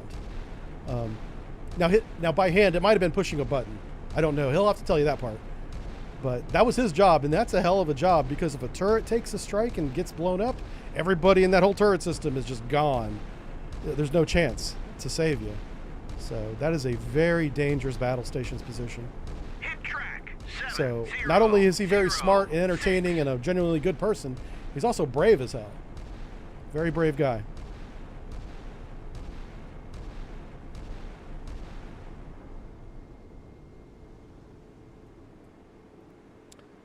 It's a damn shame he's not American. Love to have him. Oh, yeah. All right, reload the turret again. This little Russian ship is like, he's badass. He's not going down. He is on fire though. I wonder if I can see his damage control. Nah, it won't let me see his damage control. Okay. Like, he clearly should be surrendering, right? But he is a spy ship. There's nothing left to salvage on this, yeah.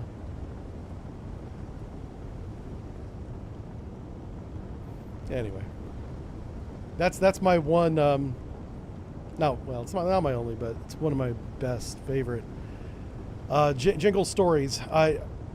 Me and him were in the Navy at the same time, but I don't think our paths ever crossed, ever.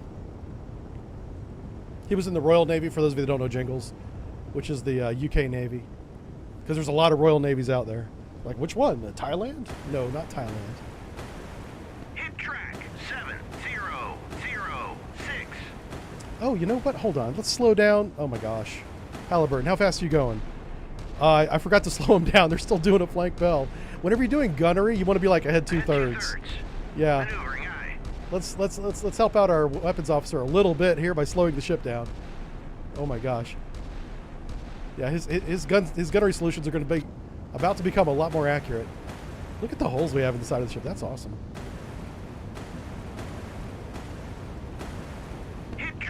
Oh, that was a hit. That hit the funnel. Take that, funnel.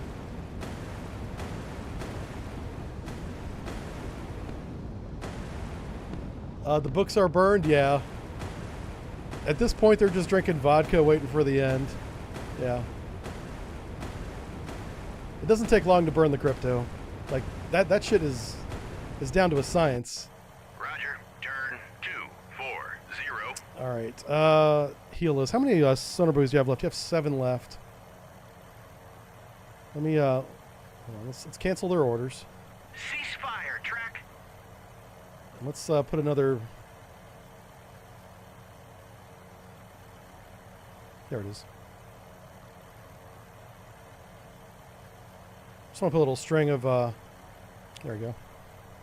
Sonar buoys in the water there. And then I'm going to regenerate the anti-submarine air. He's still transiting. What I intend to do is use the Philadelphia to engage the Submarine, because she will not survive a Mark 48. Not at all. Nope. So I really don't want to get in a gunfight. We will not win a gunfight against that. Contact detected. How many missiles, how many harpoons do we have? So we have 0 on that one. That sucks. 0. I think. Yep, 0. We expended all these, so 0. So we're down to this one. We're down to 6. Hit track. 7006. Keep firing, assholes.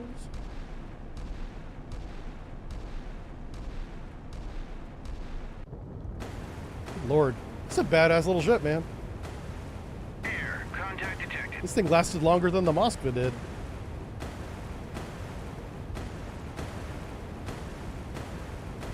That's some terrible gunnery, man. Holy cow. 7091. This is like Sea State 1. Hostile helo. You're doing like 10 knots. Range is like 1,500 yards. Hit track. 7006. There's like no wind. Why are you missing?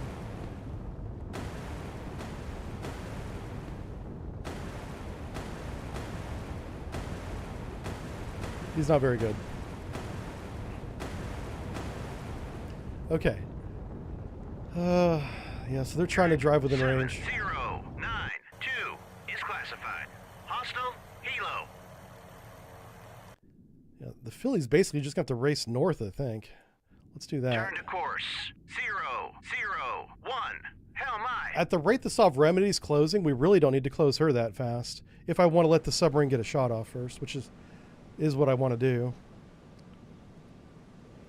All right, so let's tell the formation here to head north. Turn to course. 000.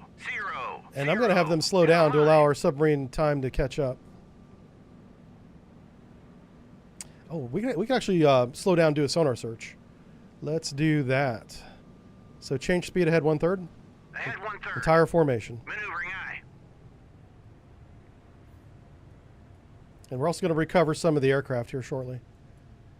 I want them to finish doing their sonar buoy patterns, and then we're going to have them come land. Hit track. 7006. You said across her nose, not upright? Yeah. Yeah.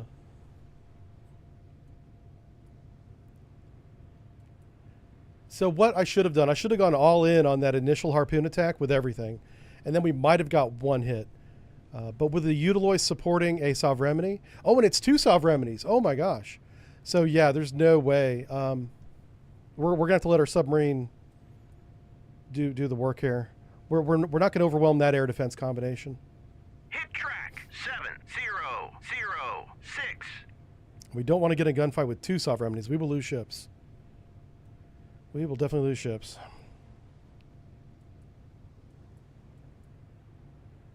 I mean, look how long this guy is lasting a long time. This guy's not even a warship. He does have watertight compartments because he's a spy ship. But still, look at the holes. Holy cow. The positive buoyancy, the reserve buoyancy of this ship is amazing. It's like, your 76 millimeters mean nothing to me. But by the power of stellinium, we will prevail. I'm going to expend all my 77. What are we down to? We're down to 4,600 rounds. Load the next set of rounds. Yeah, let's slow down to 5 knots. Yeah, let's make this easy as possible for us. Navigate speed 5 knots. Ahead 1/3. Maneuvering eye. If you can't hit a target at 5 knots at a range of what is the range here? It is 4.5 miles. It's farther than I thought. So maybe we should get closer. Let's see how this salvo does. And if this doesn't work, I'll let him get closer.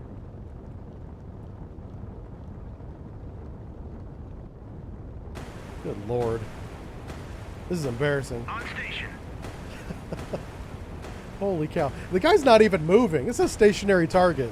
This is like being at the range. Hit track 700. You did not hit him. You hush. Lies. Deception. The weapons officer just called out a hit that he did not. He's like, I gotta say hit once in a while, or else the captain's gonna demote me. Good Lord. This is hilarious. Naval gunnery is not that accurate, but it's not this inaccurate either. Hey, he's locked in now. He hit like 2 in a row there. Good job. Oh my God. This is 9,000 yards. Hey! 700. Good job. Like it's like 1 in 20. What percentage is that? 5%? Come on. Now, you know, in the age of Dreadnought, the percentage to hit was like 1 to 2%. Very low. You know. But with modern fire control systems like this, it should be higher than 5 in this sea state with a non-moving target. This is why we're not going to go against the Sovereignty. It's going to maneuver. It's going to shoot back. It's going to be bad. Ceasefire, track. All right, let's get closer. Let's get closer. Full head flank. Ahead flank. Maneuvering eye. Where's my other helicopter at? Okay, I want you to RTB, my friend. So it's ceasefire. Ceasefire, track. RTB. Roger, RTB.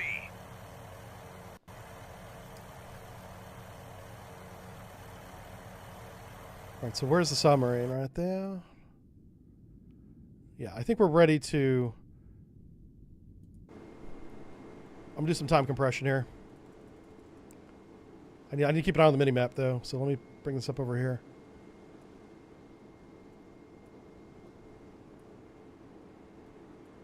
Oh my gosh, dude. I'm gonna bring him up alongside. 7094 is classified. Hostile helo. Track 7087 is classified. Hostile helo. I think those helos are now within weapons range. Let's see if they are. Yep. Engage track 7085. Let's shoot his happy ass down. Welcome aboard. Hey, iPad, thanks for following. Birds away, track. And track Cardes as well. 7085. Oh, there's a... Hey, thanks for the tip. I just saw that. He says, Jive, got a story-driven campaign cooked up for Sea Power, and I would love for you to give it some feedback for authenticity. Would you be willing to take a look? If so, what's a good way to send it to you? Okay, so the best way to send it to me is to, when you're ready, when you're happy with it, put it up on this on the workshop, and make it public, and everybody will be able to see it, even though it's not done. And then let me know that it's there, and I'll play it. That's really the best way to do it, rather than me manually trying to install it.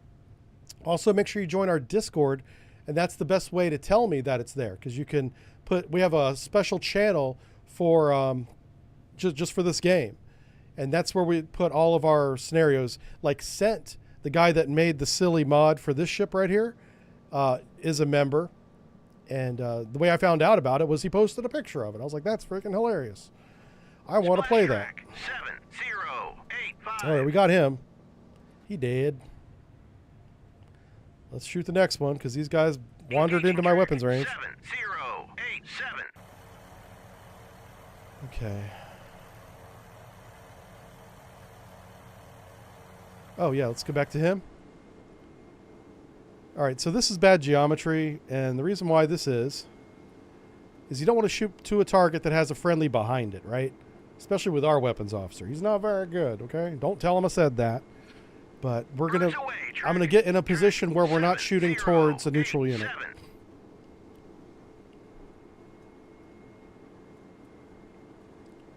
And we are going to watch this missile launch. This guy is dead in the water. Now, you know what's funny about these old spy ships is that some of them had torpedo tubes in the bow. Yep. Now, that's not modeled in this game, but some of these guys did have weapons below the waterline, and you would not want to get this close to them. Because when they're desperate like this, yeah, they will definitely shoot your butt. If anybody wants to model that, though, that would be a good mod to have, because that would surprise the hell out of some players.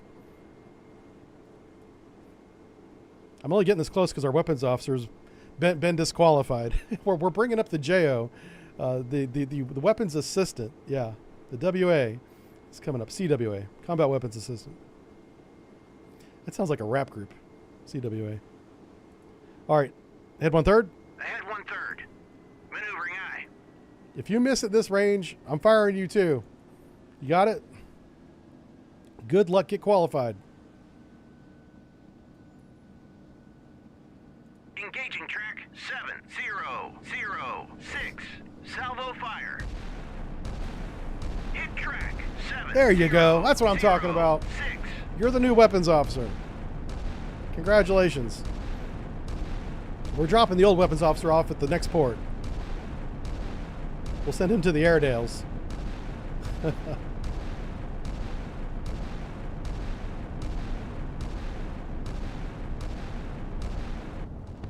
Jesus Christ.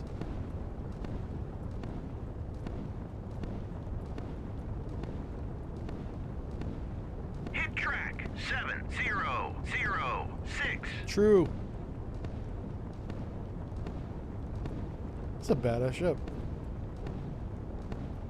Beating the hell out of it.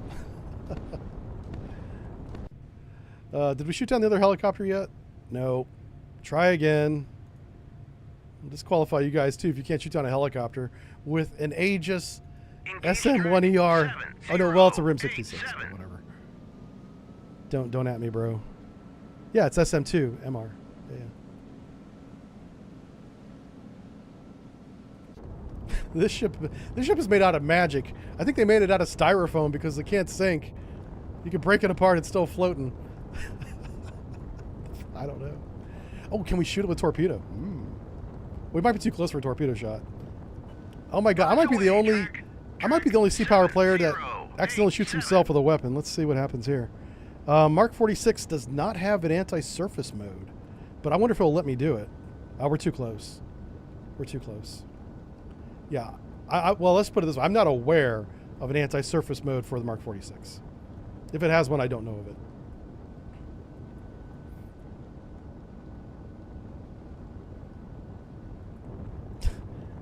I mean, it is slowly going down in the water. That's technically sinking. But geez Louise, this thing's... Yeah. It's a badass ship. Gotta give this crew an award. Anybody that survives this is gonna look like a North Korean general with all the medals they're gonna have.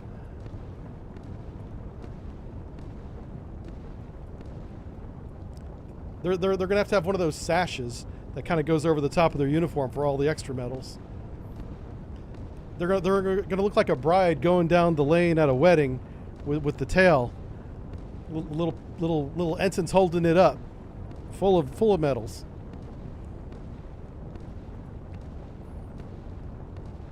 Hit track 700. All right, this missile's coming down on a helo. You better not miss this one. These missiles are not cheap. And we're running out of them.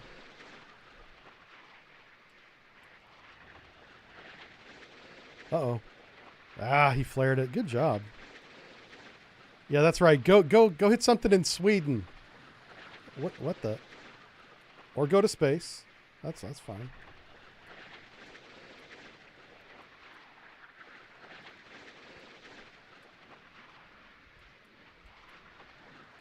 Okay, I don't know. I have no idea what this missile's doing now. It's kind of funny.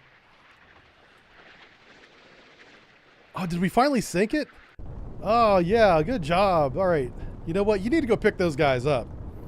These crew members are badasses. They had a badass ship, and they fought that thing to the end. All right. You know what we're going to do is we're going to take Halliburton. He's going to go all stop.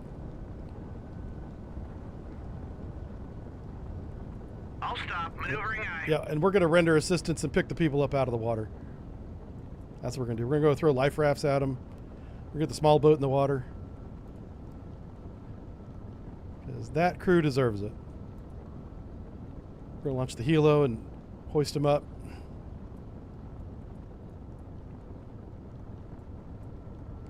What's this? Okay. There's a helicopter landing on the other ship. It kind of confused me. All right, so Philly, she's moving. I might speed her up. I don't know. Let's see if I can engage. I need to defend the Philly if I can. Yeah. Engage track. Because this KA-27, he's probably got torpedoes. Yeah, he does. He's coming in to get the Philly. We can't have that. So the Philly's really going to be the hammer here. Shooting these Submarines. Once we get the Submarines taken out, I can use 6 harpoons to sink a Utiloi. That's easy. We got to sink the Submarines first. This is the missile that's going to do it, hopefully. All right, so this is the SM-2ER. It's a it rides a radar beam onto the target, which is why that last missile went dumb. Once it missed, it didn't have a radar beam to ride anymore, so who knows what the missile is going to do after that. I think that one tried to go to the moon. Sorry, it's so loud.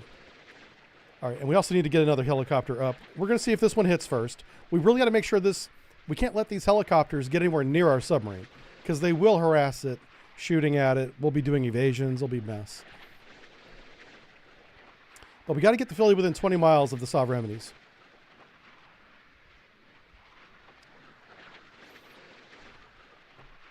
Okay, it's diving down on the helicopter. There's no reason this missile should miss because there's no, there's nothing blocking the radar beam. It should be riding this beam right through this cloud and right on the target. And because it's radar homing, the flares should not matter.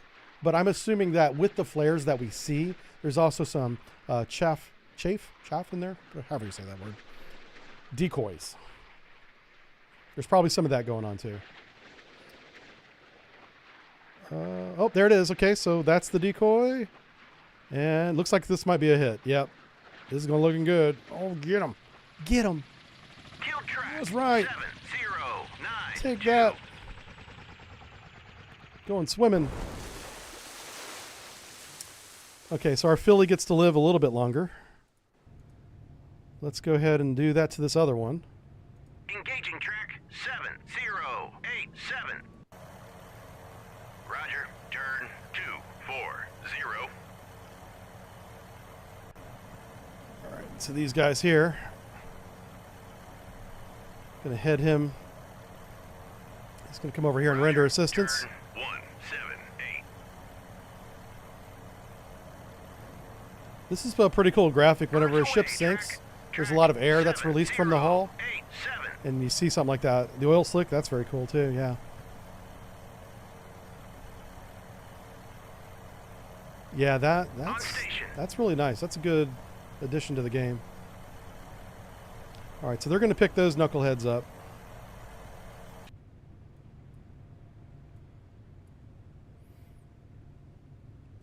We're still trying to kill these helicopters.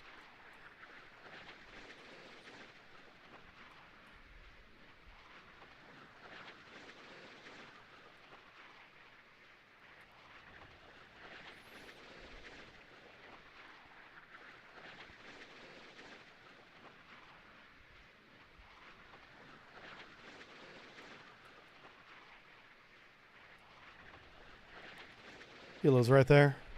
There it goes. And, oh, looks good. This might be a hit. Track 7087 is toast. All right, easy day. All right.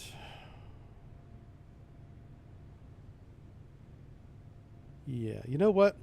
All right, let's kick these guys back up. Let's go ahead standard. Ahead standard. Maneuvering eye. I want all the Submarine eyes going west. I don't want them looking to the south at all, so that these Mark 48s surprise the hell out of them. All right, we're conducting rescue operations right here. We'll let that continue.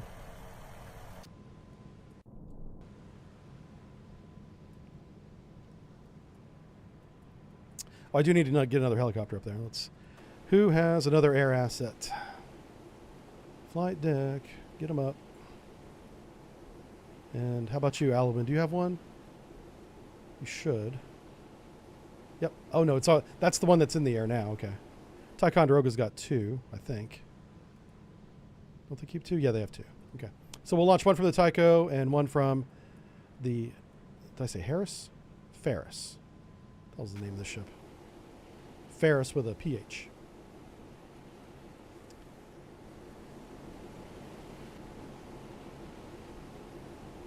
Pushing her out. The APA is upset about that oil. Oh, yeah, I bet. Yeah, I mean, anytime there's a naval fight, man, can you imagine what the South China Sea, the Java Sea, that whole area looked like after World War II? It must have been a mess because there was a lot of mechanical things, submarines, ships, troop transports, airplanes, for years being sunk in that area. And all of them were just discharging whatever was remaining in their fuel tanks into the ocean for months and months after they were sunk. Yeah, no one ever talks about that.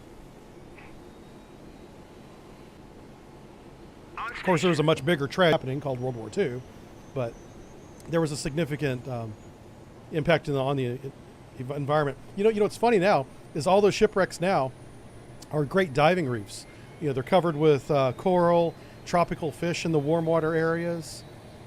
So it ended up being a bonus, but man, that oil must have been devastating, I would imagine.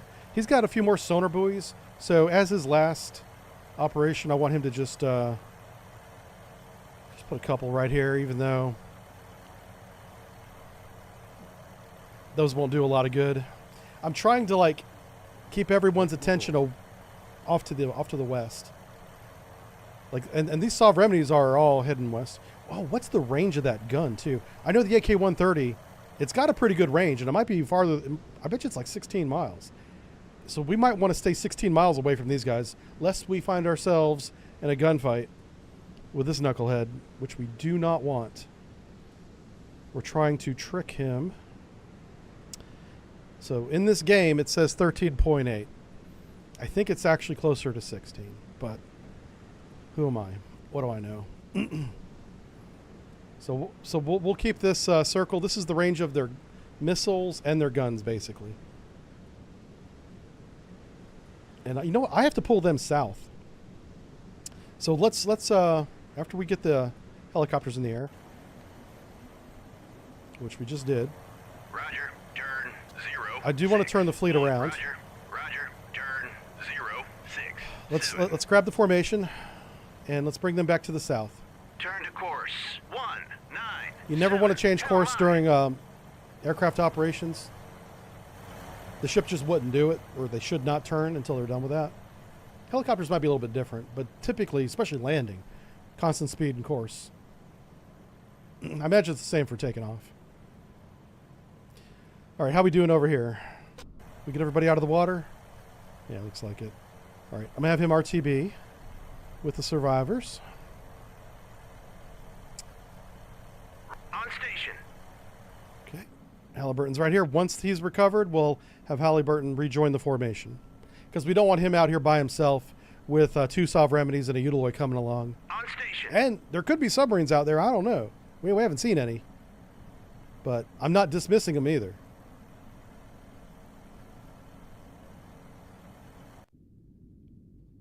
All right, Philly's doing good.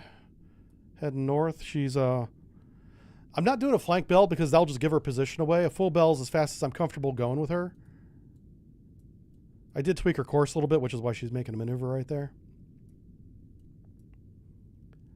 But I want to get her within weapons range and shoot. We're going to shoot a Mark 48 at the Submarine. Well, eventually all 3 of them. Yeah. And I'm just going to use my surface fleet to protect this submarine from helicopters. That's how I've shifted the tactics. And the reason why I did that is we're outgunned. We're not out missiled, but their air defense is so good with 2 Submarines covering each other. our 6 harpoon remaining will not make it. Will not survive. And we do have a couple harpoons here. We have 8. You can only shoot 4 at a time, though, because it's 4 and then reload the tubes. So we could do a combination of 10. That's a good idea. Let's do that. Let's recover the helicopters, and we're going to conduct a harpoon attack 4 and 6. Yeah, and we'll see. We'll see how that goes. It'll be a total of 10. How are we going to do that? We're going to need another circle. We're going to have to do some math. You guys ready for math? Math time. Bitches. It is math time. Okay, so that's 30. We'll say 35 miles. We're going to shoot at 30 miles. Yep. And there we go. Okay, so we're going to shoot him first, and then we're going to shoot Philly. We'll move him off to the side here. We don't need that right now. All right, did we recover the helicopter? We sure did. All right, let's get him back in position. Head flank. Whoa, whoa, whoa, whoa, whoa, whoa, whoa. Hold on a second. It says it's not landed yet.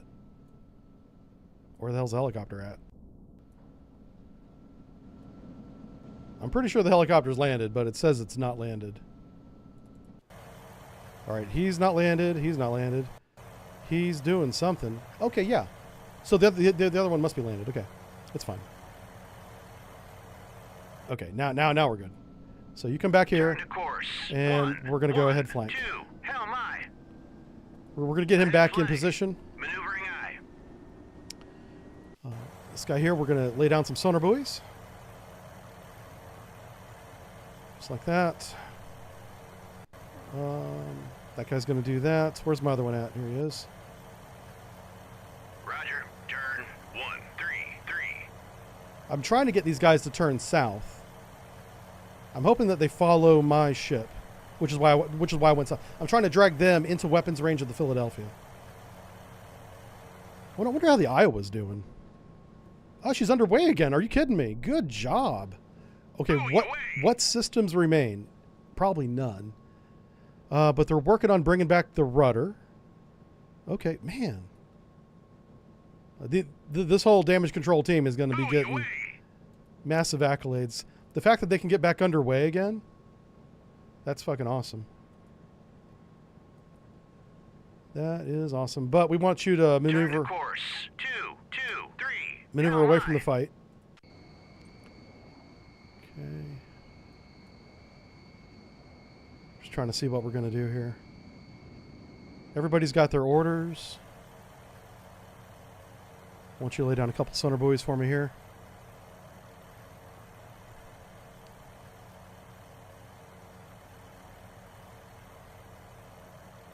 Put a string down this way. What I don't want is a submarine coming in from the east. That's what I'm afraid is happening right now. We just don't see them. So I'm keeping these guys out there looking. And the submarine definitely hears the Iowa for sure. This thing is not sound silenced by any means. Like, even if it was dead in the water, you'd hear her miles away. Just with all the machinery and the people on board. It just makes noise. It's not designed for being quiet at all. So if there is a submarine out there, hostile, it definitely hears this, and it's probably trying to get in position to shoot it. I'm just assuming all of that, by the way. I don't know. But that's why I'm moving her away from contact. And with all of our units now moving southerly, let's drag him out a little bit. Track 7095 is classified. Hostile helo. Turn to course. Okay, I think they just replenished. Okay, that's the helo way to the north. We're not worried about him. Yeah, so this group here is the problem, and this is the solution. And I think we're ready to shoot. Buoy away. What are you doing? Okay, you got one more buoy to drop. That's good. All right, let's go ahead and do that. Let's take the Philly, have her slow down, head 2/3. Ahead 2/3. Maneuvering eye. Come to periscope depth.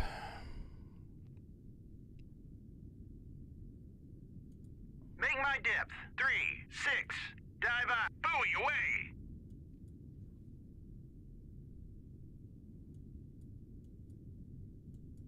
So she changed speed really fast. They might want to tweak that a little bit.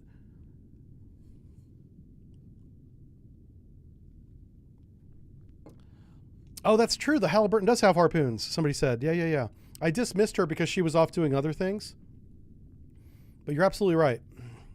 Who said that? Nothing Garan. Thank you. Or Gorn. Buoy away! Good point. So we're going to add all those harpoons together. I'm going to try and time it so they hit about the same time. And it will be from 3 different directions. So we're going to get her up on depth first.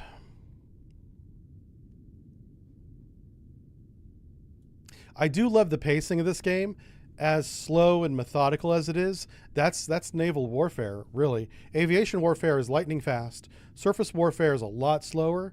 And what's even slower than that is any kind of submarine warfare, especially if it's sub on sub. It takes days to localize and get in a position to do anything with a submarine. It takes a long time. Buoy away! The only time it doesn't take that long is when you're in confined water space like a war game, which is designed to be done in a week. Or some war games will go a little bit longer than a week, but usually it's 5 days. Because, you know, you want to maximize your training value. You don't want to waste time.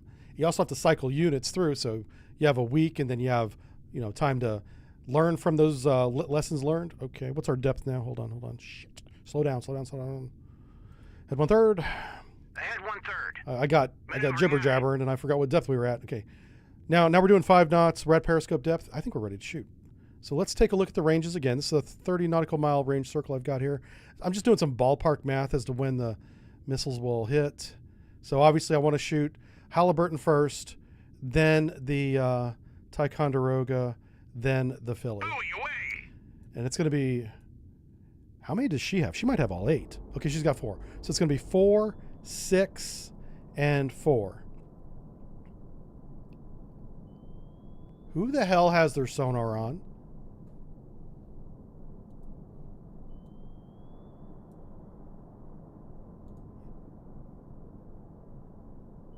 Buoy away! All right, someone's getting fired.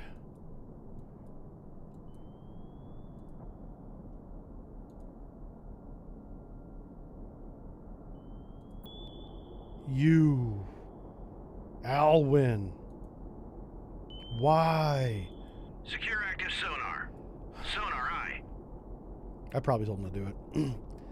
I probably told him and then forgot. That's something I would do. Well, you've been giving away our position the whole time. I was worried about the Iowa being torpedoed. We're going to be torpedoed. I'm not mad. Okay, let's double check, make sure our depth is good on the sub. Buoy away! Philadelphia. 35 feet. Good. Here we go, folks. Here we go. Oh, shoot. Halliburton. Engage. Salvo 4. Salvo 4? Salvo 4. Salvo how many? Shoot. Engage track 7003. Salvo fire. Bulldog away. Track Salvo of 6. 7003. I'm going to have to do 4 and 2.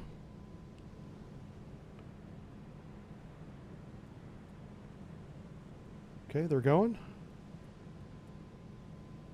Bulldog away. Track 7003.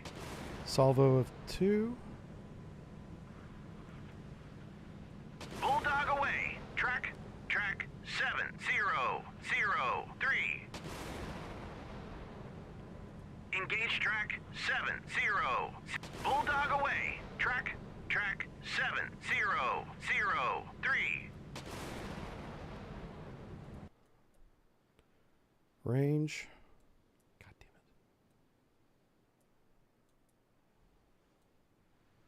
it. Range. Shoot now. Salvo 4. Fire. Engage track 7. Bulldog away. Track 70. I love this. That's so good. Oh, get some. I've watched that from a periscope, and it's pretty fucking cool. All right, we dine on Sovereignty tonight.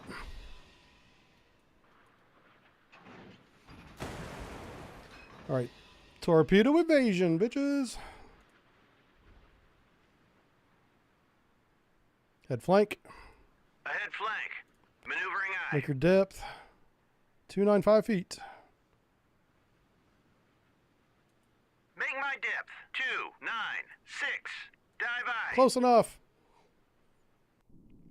All right, that is a good attack right there. 3 different directions, roughly. It's coming from the same quadrant, so that kind of doesn't matter. Ideally, you want to divide the target into 4 different quadrants by 90 degrees each, equally, and then try to come at as many different quadrants at the same time. So that way the missile systems are firing in one direction and then repositioning another direction, or they're dividing their missile defenses at the same time. Either way works. In this case, both Sovereignities are going to treat this as one attack, but I did my best with what I have. And we're in full torpedo evasion at this point.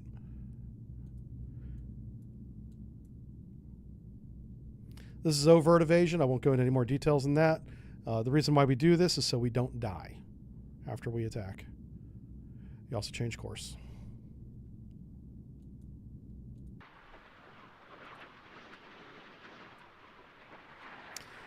All right, let's do it.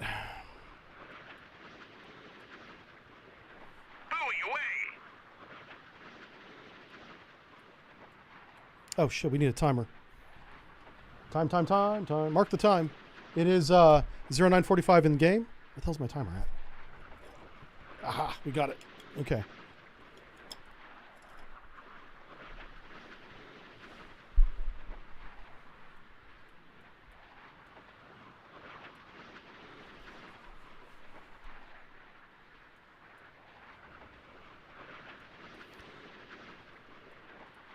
Now, I know it looks like the Sovereignty is about to have a bad day, but the point defense, the missile defense of 2 Sovereignties working together is incredible. It's like an Aegis system. It's going to be very effective. I'll be lucky. I'll be happy if we get 1 hit out of this. I think we launched 10 plus 6, right? No, 4. It was 14 missiles.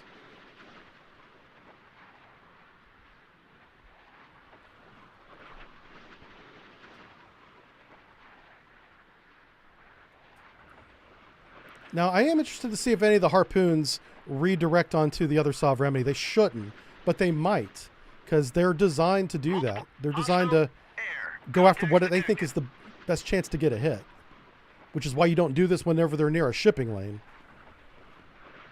By the way, that's the second Sovereignty over there, shooting. The Utiloy's also shooting back there. Multiple hostile air contacts. And we're just trying to overwhelm their defenses here.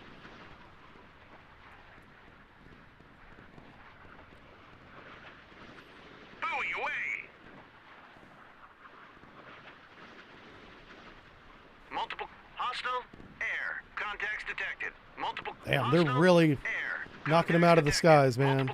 Hostile air Jesus. contacts detected. Multiple hostile air contacts detected. These gunners are good. Hit track 70. All right, we got one hit. He's on fire. 2 hits out of 14. There's still a few more incoming.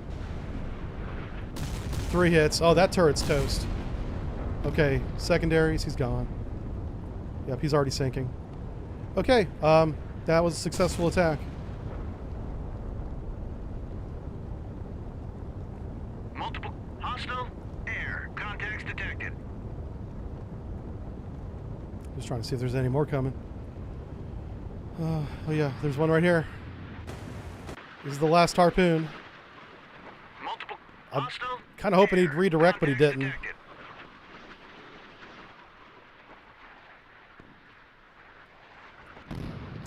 All right, good job. Effective fire on target. Gotta love it. Okay, let's go ahead and slow down. We're still transiting, but we're not gonna. We're gonna shift from evasion to transit. So head full. Ahead full. Maneuvering eye.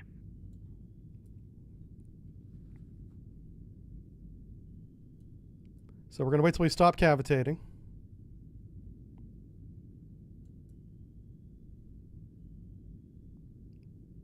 Okay. That's odd. It should not be cavitating. Let's try this. Head standard. Ahead standard. Maneuvering aye. Okay. Now let's go back to a head full. Ahead full. Oh wow, it's cavitating now. Maneuvering aye. All right, let's go back to head standard. Standard. Maneuvering aye. So now that we did that, and now that you're not cavitating anymore, you want to change course again. In this case, we're going to go back towards the target. All right, so now, what do we have here? Sovereign, this is a 30-mile engagement. We'll move that one aside. So we've greatly reduced the effectiveness of this fleet for surface warfare. We could probably outgun it now. We're near parity on guns, I think. The thing is because we have like 5 ships remaining, right? But this Sovereign is no joke, dude. Like, look at this.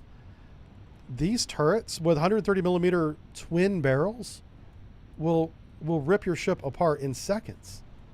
Yeah. Like, they'll make you combat ineffective. They won't sink you in seconds. I'm not saying that. But they'll rip your radars off. They'll literally rip your turrets off. Whatever gets hit by a 130 millimeter naval round goes away. And if it's on your ship, it no longer is.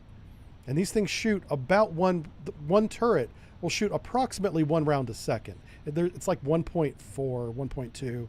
But I would round down on it because you're going to get a lot of incoming fire from the ship. He's dead in the water. That means the sonar is pretty effective. I don't know why he's not moving. It could be he's doing, he could be doing recovery operations. Who knows, right? We don't want this helicopter to come down on us. Let's have him RTB. This guy RTB. Roger, RTB. All right. And I know we're not in range yet, but I just want to get an idea of how much farther do we have to go. Quite a ways, especially if that Sovereign goes north. I think he's just repositioning inside the formation is what I think is happening right there. I'm not sure. That would be the course. The Sovereign is going to the course now to defend against the missile attack. This is why he came to this course originally. But now that the missile attack's over, he should be getting back into formation. And sometimes that takes time, so we'll just give him as much time as he needs. All right, Philly's a very sneaky girl. The reason why I use the Philly, for those of you that don't know, this is my old boat. The Philly was my first boat and my most fun boat. I did the most incredible things that I'll never talk about on the Philadelphia in the early 1990s. We watched the fall of the Soviet Union from a sonar station. It was right after that, actually. But either way, yeah. It was good. Good times. It was scary. We didn't know. We literally did not know if what the Russians were going to do. Are we at war? What the fuck? What the fuck's going on? We were on pins and needles, man, catching every broadcast, hoping that we'd get some direction. Are we supposed to, are we going to be shot? We did not know. And there was some high tension, man. People were sweating. Turn to course. 1. All right, 5, you guys got to 8, slow down. Let's go ahead and slow down our. Ahead 1/3. So the formation's going to slow down to 1/3. We're going to get Halliburton back in formation here. Now that we know Iowa's underway again, we don't need to really worry about her as much. And then we'll turn the formation back around. We are going to engage with guns if we have to, but I really want to get torpedo shots off. And it would be nice if we found the submarines. Assuming there is a Russian submarine in this game, in this scenario, I want to know where the hell it is. Because that is a concern. I think Iowa's safe. She's doing 7 knots. She's making her way towards, Kiel. Well, actually, let's see. Kiel? I think Kiel. Yeah. Kind of Kiel. Where's Kiel at? Kiel's over here. Yeah. So yeah, she's going to be spending some time in the yards. They might just decommission her with as much on fire as she was. So we know the submarine is not along these sonar buoy trails. Crazy. So what I want to do, how many sonar buoys do we have left on this one? We have 7. So let's grab you, and you're going to put sonar buoys down. Oh, I don't want to get too close to that black circle because that black circle is going to move south. I just want to put a string of buoys up that direction. And looks like he's doing it. Yeah. And it's possible that I'm wasting time and money because there could be there's a small chance that there's no Russian submarine in this scenario. That helo might be within range now. Let's see if I can take him out. Yep. Say goodbye to your little friend. Engage track 709. Which launch are we going to use? Forward or aft? What's it going to be? It's going to be the aft one. Birds away. Birds away. Track 7095. Get them. All right, we're going to watch the missile. What we're doing now is we're waiting for the Halliburton to get back in position.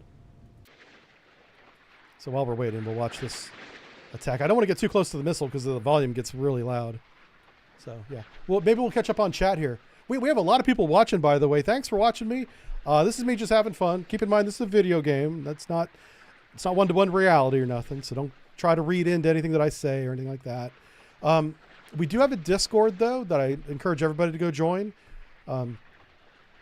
We can send out invites. If any of the mods want to put out invites, I saw Fish was here earlier. Put out our Discord link. That'd be great. We also have a Patreon, which I need to promote more. So if you want to support us on patreon.com/subbrief. We have a brand new video coming out tomorrow, probably tomorrow afternoon, on the Victoria-class submarine. That is Canada's death trap. But it's their only submarine, and it's still operational after all these years. And so we're going to talk about it in detail. Its weapon systems, its capabilities, and its history, because it's got a long surface life in that Navy. And I feel really, really bad for the Royal Canadian Submarine Sailors. They deserve a better sub. And there's, as far as I know, there's no plans in action anyway. There's always plans, but there's no actual action being taken to get them a new subclass. So that's going to come out tomorrow. We just got the artwork done on it yesterday. So now we got to put it all together in the editor. Boom. See ya, bitch. Have fun with that fire. All right. Looks like Philly's clear to fire as soon as she's within weapons envelope. Oh, 15 knots, yeah. We're doing 15 because Sovereignty's back on her westerly course now, and we don't want to go inside this bubble. We'll get shot down. And we'll see how the Philly does against... The Utiloy will certainly see the submarine, the torpedoes coming, but they won't be able to do anything about it. Because I think we shot down all their helicopters. I don't think they have any more. So... Ah, crap. Sorry. I don't mean to toggle that screen 3 times on you. I apologize. I wanted to move it over here is what I was trying to do. Let's watch the Halliburton rejoin the formation. And then we're going to turn this around because it would be a bloodbath, but we could outgun and win the 2 remaining ships. As long as we don't get a surprise torpedo from some unknown submarine. What we should do, we should light off the sonars. Whenever we turn the fleet around and we begin closing on the Sovereignty, we should start lighting off the sonars. I don't think detection range is that good in this environment. It's really shallow water, but it's a sandy bottom. Sandy bottoms are good for sound. Flat, sandy, can't get much better than that. If it's a soft sand like a mud, that's different. That's really bad, actually, for sonars. But every time we look at the Philly here, that looks like a hard, compact texture. It does look sandy, but it's not muddy. It's not soft. I think we're ready to compress a little bit of time. So why don't we do that? We'll compress some time while we get in position here. I don't expect there to be any attacks while we do this.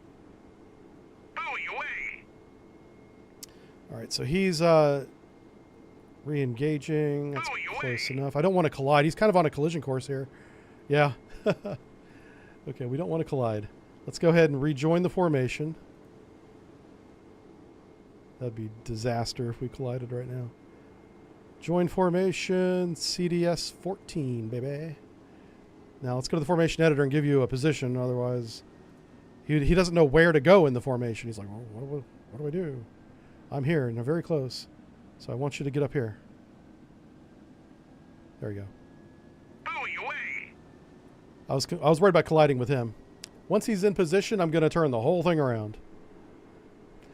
And the reason why I'm not turning it around now, even though I could, is I'm trying to give the Philly time to get closer, because we really want these torpedoes to be the main attack. This is a circus show. This is, hey, look at me over here maneuvering with my radars and sonars on. This is what they don't see, and this is what's going to sink the Submarine for sure. Maybe even the Utaloy. That Submarine doesn't stand a chance, though. He's definitely going down. Let's make sure this guy's got his radar on. There he goes. Surface search on. Radar eye. Suppose we can tweak the course a little bit. We're trying to get this to be as pure a pursuit as possible. Well, it's a lead pursuit technically, but we want to maximize our efficiency for closing. You know, we've only got 15 knots because anything faster cavitates. So I want to put all 15 knots into closing his position plus his speed, which is what, 20 knots? 26 knots. Yeah. Now, of his 26 knots, he's got maybe 12 of it, maybe even 10. No, it'd be a little bit higher than that. What's this angle? What's this course? We can actually calculate this. It's called geometry. It's very simple. And then what's the bearing? Oh, do we not have a bearing compass? I bet you we don't. We have a circle, a marker, and a ruler, and the ruler just does range by direction. Okay. Do you know what I would ask the developers to add is, for drawing tools, give me a bearing compass, which is a circle, but with the bearings on it in the circle. That would be nice. I could do work with that.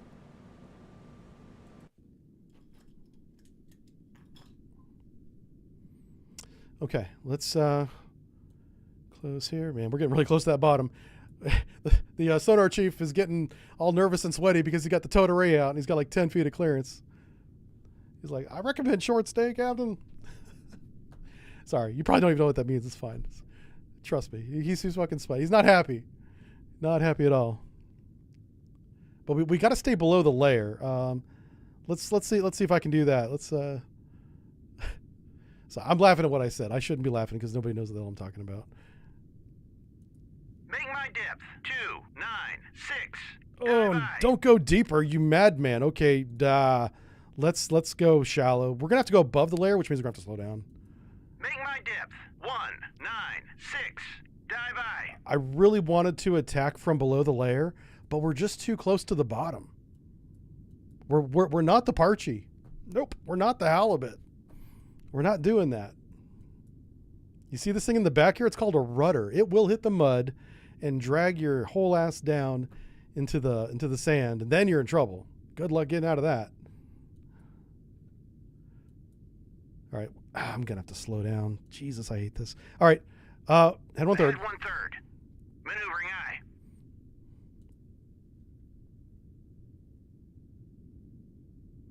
How close is that circle? Sucks. So we're basically gonna have to. Man, they may not come within weapons range. If they don't change course. Yeah, listen. We're gonna have to do something to make them come south. I'm gonna come this way. I need them to turn to the left. And I do have to put the Philly back up to 10 knots, even though I don't want to. We could get counter-detected now. This is like no shit a problem. Because we have what's called an uncooperative target, which is most targets.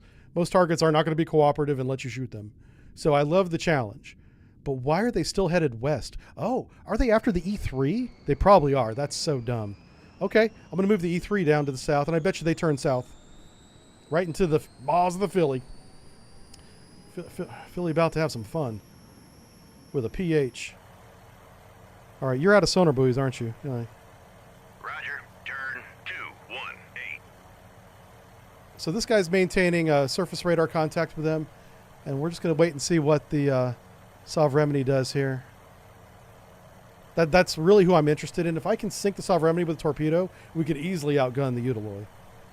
Technically, we outgun both right now, but I don't want to take a lot of losses. That Submarine will fuck us up. We don't want that.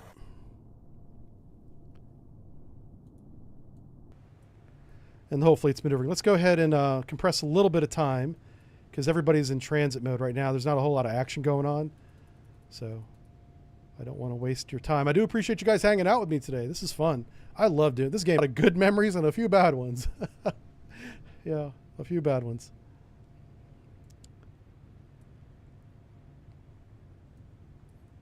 So we're repositioning here, hoping to drag them south, and I don't see them doing any kind of course change. So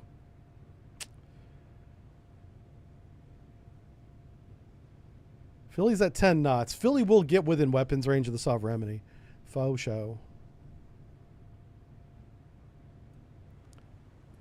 What's our speed? 6 knots. It only looks fast because we're time compressing. Looks like the formation's formed up fully. They're not taking the bait. This, yeah. I'm not speeding up the Philly any more than 10 knots. She will get wrecked. So my EA's down here.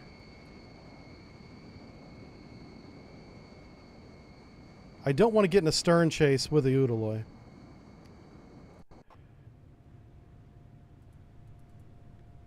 All right, we're almost ready to shoot, I think. I think the Submarine is within weapons range right now. Because I don't want to get in a stern chase, I'm going to turn the formation around again. They're not taking the bait, and I need to stay in front of them.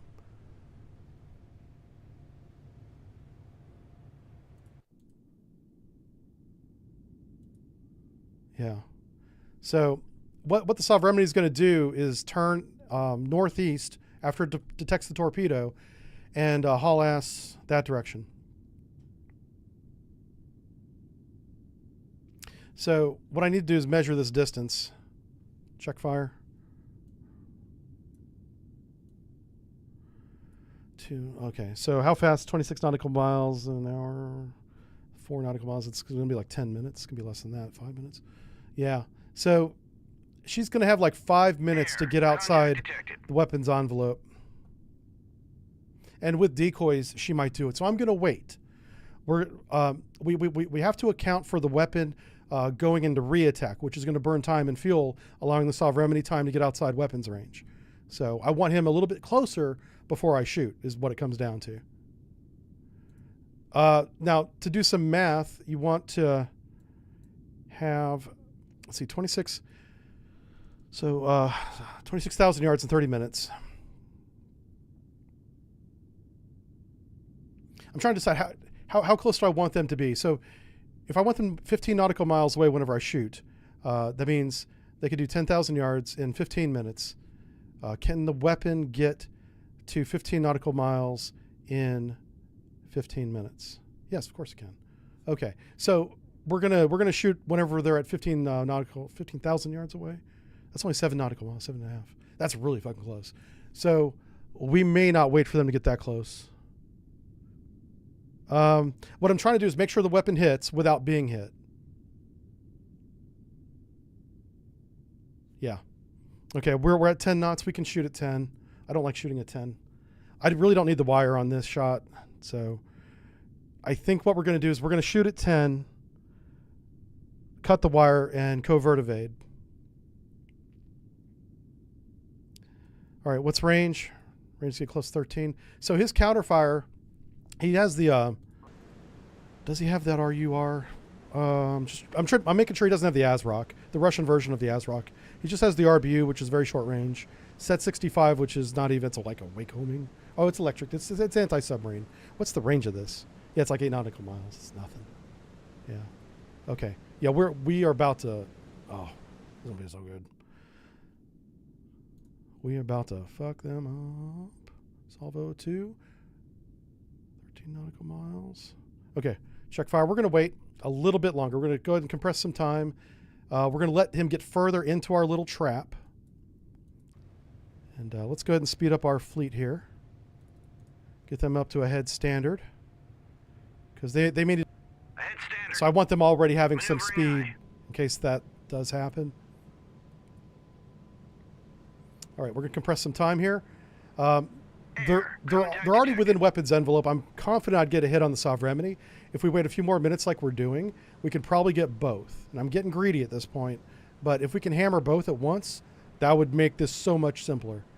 We wouldn't even need to have a gunfight. Air. Contact detected. Oh, range is not going to be closing. Okay, hold on a second. We're close to CPA right now. Shh. Yep. Vampire. I knew it. Bearing 2. That's why I sped him up.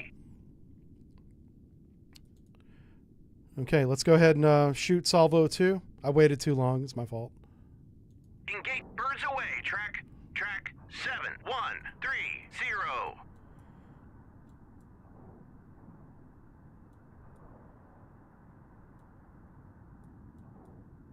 Birds away. Track 7131. Now, these silly things should be very easy to shoot down. Look how dumb this is. They strapped a torpedo to a rocket like they're Wile E. Coyote in a Roadrunner cartoon. And it does work, comrade. It does. But you might as well put a freaking hairy wolf on the top of this thing riding it like Snoopy. It's kind of brilliant. But talk about ad hoc. Woo-hoo. Talk about ad hoc. Yeah, I'm not surprised. Vampire. Bearing 2. This is kind of working out for us because now they're focused on this missile fight instead of my torpedo launch. So that did kind of work. We're also cutting wire. Hold on a second. Covert evasion. Birds away. Which Track. current? Turn to course. 266. Hell my. Close enough. Yeah, this is the most Wile E. Coyote thing I've seen detected. in the Cold War.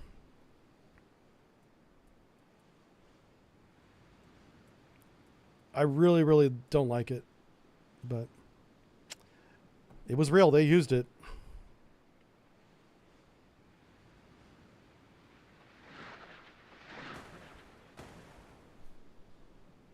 Birds away. Shoot the fucking missile. Track Come on, 7, shoot the 1, guy. 3, 1. Did the weapons officer from the Halliburton get transferred to the Ticonderoga? Why are you missing with an SM-2 MR, well, most advanced anti-air missile in the Navy in 1985, and you can't hit Wile E. Coyote? Oh, he's got a target now too. Man. Are you kidding me?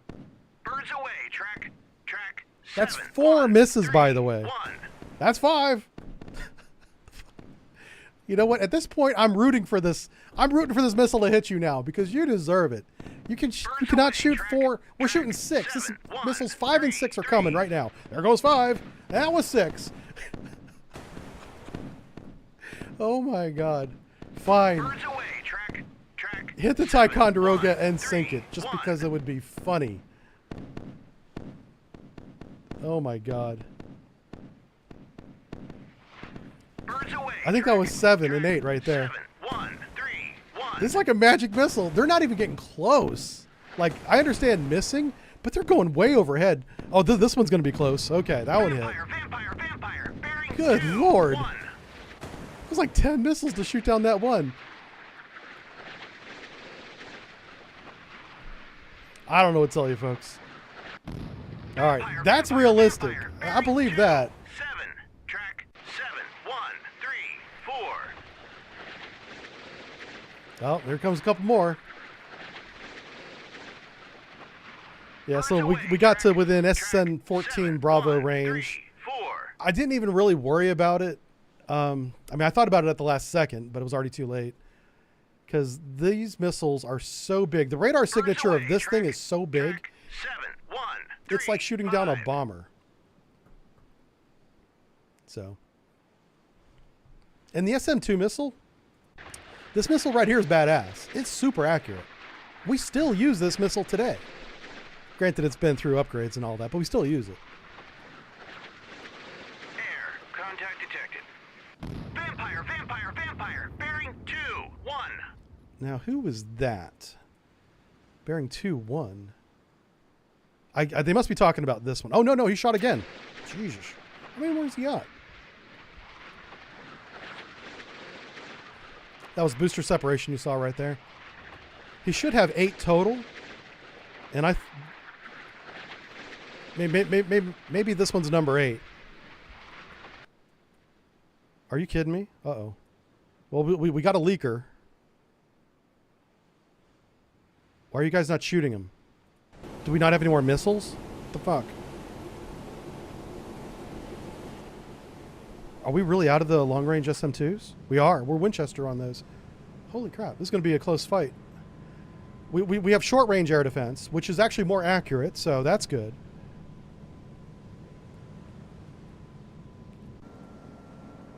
Birds away. Track 7, 1, 3, 5.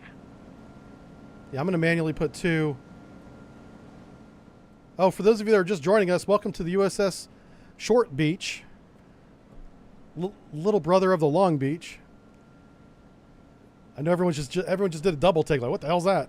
Yeah, this is a Franken ship that we came up with, or Cent came up with. I don't know why I included myself in that. Birds away. Track 7, 1, 3. I'm going to shoot again just because. No track assigned. No track assigned. Fine. Oh. 76 is trying to get in on it. Good luck hitting a missile with that. Actually, this missile you might hit with the 76. Look how close these missiles are getting. This is ridiculous. Well, we're down to short range defense, so never mind. That's as expected. Shoot the next one. Keep shooting. Birds away. Track 7. Salvo of 2. 7. This better be the last SSN-14. Because I think I counted 9, but I might have double counted 1. I probably did. Because I'm sure the game's not going to launch 9 missiles. I'll wait and see if this hits. If this doesn't get a hit, we're going to shoot a salvo 2 with this thing. Yeah, this is one ugly ship, but I love it. Vampire, vampire, vampire. Bearing 2-1. How many more you got, brother? Listen to me.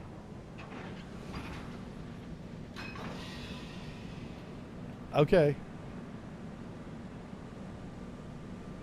I'm pretty sure we're over 8 at this point. Oh, are they reloading it? Maybe they are. I didn't even think about that. They might be reloading it. I didn't think you could reload those at sea, but maybe... no, you definitely can't. Look at that. There's no mechanism to reload it. Air, contact detected. To look that up.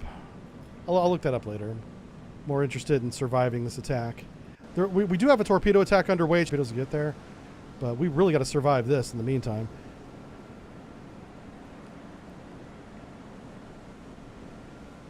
We're down to 24 missiles on this ship. Ah, this thing's ugly as hell. Look at that. It's got bridge below and above. All the officers are up there.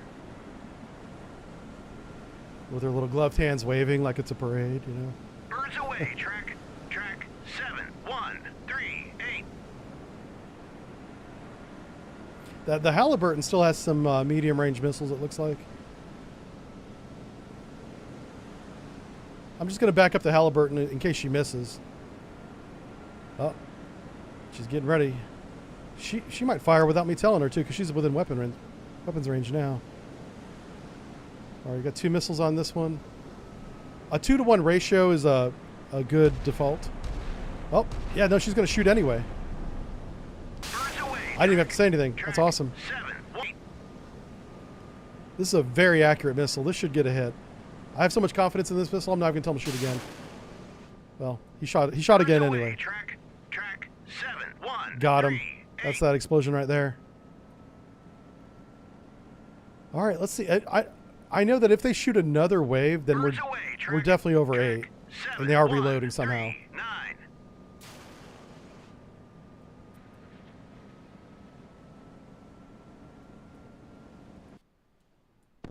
Yahoo! I wonder who he's going after. I think that's the Ticonderoga right there.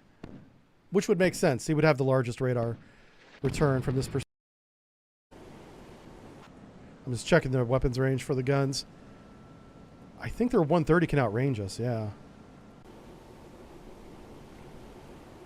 Let me go here. What's your range? Oh, wow. Yeah, he's got like a 1 mile advantage on us. 2,000 yards. That is ridiculous. What's the range of the... of this 5-inch gun here? The Mark 45, 12. Yeah, a little bit less than a mile advantage. It's like 0.8 miles. So we're going to have to run into contact. What's the... Now, the Utaloy has a smaller caliber gun. It is it 100? Yeah. And Air contact detected. Air contact. Is he shooting again? No way. What are we at? Are we at 195 feet? Let's take a look at how close are we to the bottom? Okay, we're not that close. The fact that we're above the layer concerns me, but because they're doing 26 knots, I know that they will never hear us. Even if they had active sonar going, which they don't. So we can speed up, assuming there's no submarine. That's the big assumption here. But in order to keep myself in weapons range, I need to speed up. So we're going to have to go to 15 knots, whether we like it or not. And we're really taking a risk of getting detected and being shot. Standard. Oh, fuck. Maneuvering eye. And we're cavitating. That's really dumb. Can I please go deeper without running into the ground? I don't know if it'll let me. I'm going to try and go below the layer. Make my depth. 296. Dive eye. Okay, we did stop cavitating. I just want to make sure we don't actually hit the bottom. Okay, looks like we're leveling out. That's a good cushion. That's good. We've definitely cut the wires at this point. These weapons are Mad Dog. Welcome aboard. Or is it Pit Bull? I don't know. They're basically assigning themselves targets at this point. This Mark 48 here. Spawns a lot. Thanks for the follow, as well as Jokesome. Hope I'm saying your name right. This scenario is called Baltops 85, and it's made by DadBod2100, and it's available on Steam's Workshop, and it's free, as all the scenarios are. So we have torpedoes going out. They're clearly not detected yet, so... The reason why I shot two is one will go into re-attack, and what I'm hoping is the other one will go past the re-attack, not go into its own re-attack, and do a search. I don't know how they model in this game when they're fired in pairs, but today we're going to find out together, and we'll know as soon as they start dropping decoys. I really can't comment as to what I expect. I'll just comment on what I see. Maybe we'll do it that way. Range to target is... 6 nautical miles? Can't read that. Yeah, 6 nautical miles. So that's 12,000 yards. I shot when I did because they were reaching closest point of approach, and you don't want to be in a stern chase shooting because they can simply outrun your weapons. Plus, I mean, these guys are doing 26 knots. Now, our submarine can go faster than that. And so, of course, our torpedoes can too. But we would have to be leaping ahead. All right, that's the AWACS. I just want to see what he's looking at. I think it's just airliners going by. Here's one here. Let's see what he's got to say. Identify yourself. That's our torpedoes. This is Philly trying to keep pace with the Submarine. Where we're actually not. We're what, 10 knots slower. We're losing the foot race. But if we get one kill, or even if we just slow these guys down, we can shoot again. That's why I'm keeping the Philly right here. And these guys are maneuvering to intercept. What's going to happen is, as soon as we get within weapons range, 13 nautical miles, we're going to turn and do a direct pursuit and close that gap, that 1 mile advantage that they have on us. Get inside that and begin returning fire. But I'm hoping that Submarine's dead before that happens. That's the gamble here. Welcome aboard.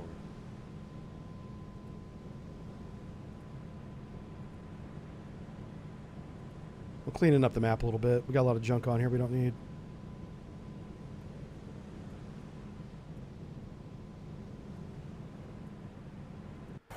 What's your fuel state? Your fuel state's fine. It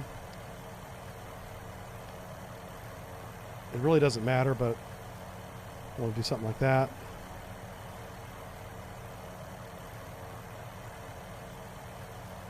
if they do decide to shoot torpedoes at us, we'll get a detection here. Our ships, at the speed that they're at, will not hear an incoming weapon before it basically hits you. Roger. You'll hear it right before it hits you. 4. That's why these guys are not evading these torpedoes. They don't hear them, even though they're only 5 miles away. This closest torpedo is 4 miles away right now. Like if we poke the camera up, we should be able to see the ship on the horizon. There it is. So that gives you an idea of what, 4 nautical miles looks like with a ship almost broadside to you. This is why we didn't wait to fire either. The longer I would have waited to fire, the more narrow an approach this would have been, which actually would have been better acoustically, but this is still a good shot. I'm confident in shooting when we did. We should get a hit, actually. Buoy away!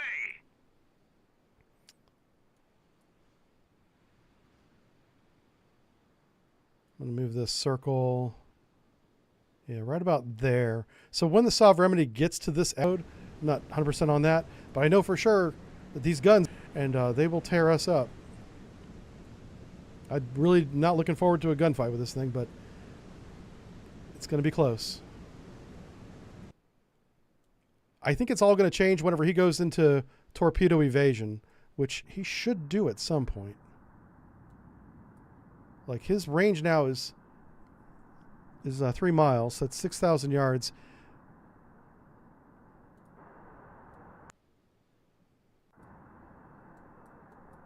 Buoy away! The torpedoes see the target. That's what the green line tells us. So even though we don't have the wire anymore, we're not guiding these weapons at all. The weapons are, on their own, and they both see the target. Passively, by the way. Notice how they're not going active. Yep.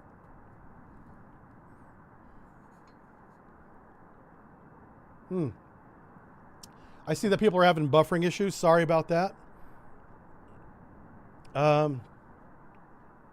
Yeah.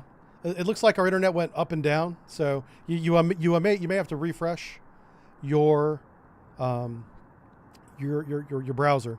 I know you probably can't hear me. I'll have to, yeah. I'll put it in chat. Bug, whenever it desyncs like that, I can't do much about that. But refreshing your browser may fix it. There you go.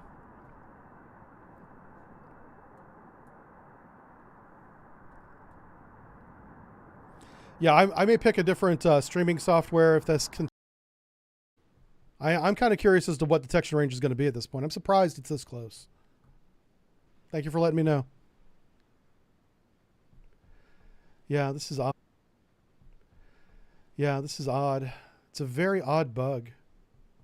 So I'll probably end up switching softwares. I think that's what's going to happen.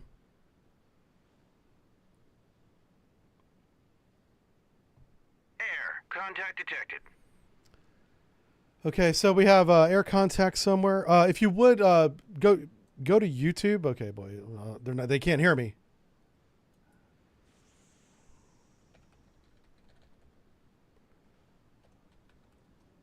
Multiple hostile submerged submarine. Contacts detected.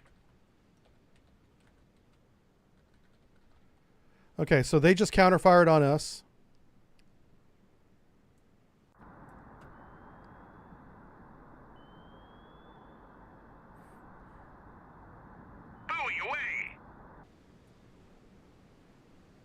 I think they got a Mark 48 with that RBU. Wow.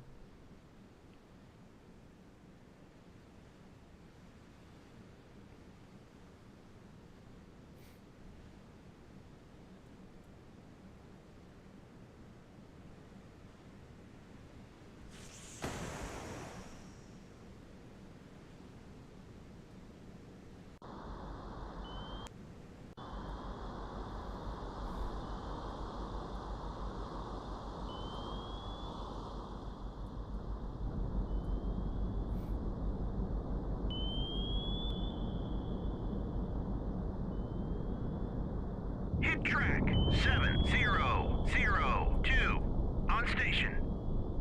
002 on station.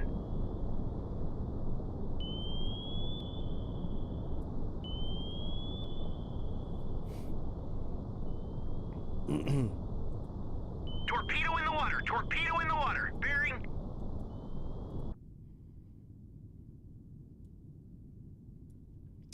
What was the range on those torpedoes again?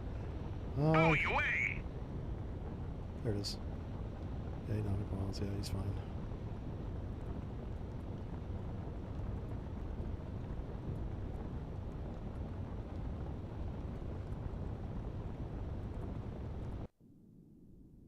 Air. Contact detected.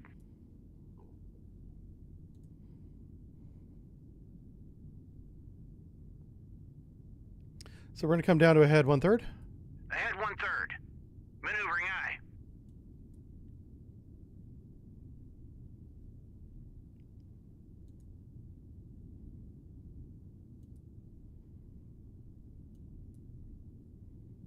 Engaging track 70001.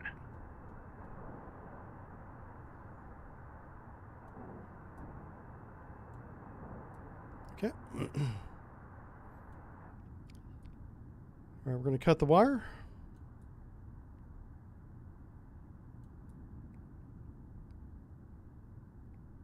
Turn to course 265. Helm aye.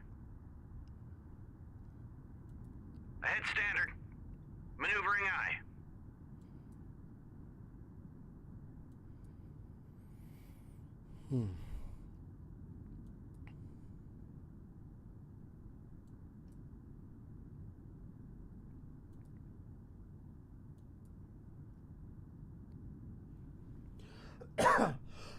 Oh.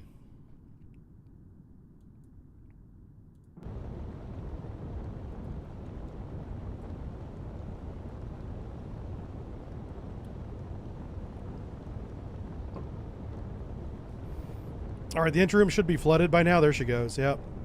She sank. The flooding put the fire out.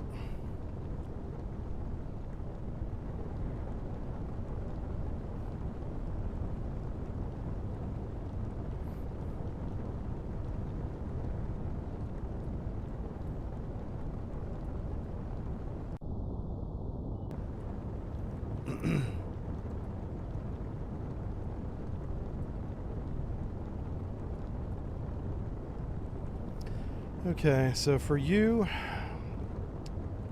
your max range is going to be what? It's 11, right? Yeah.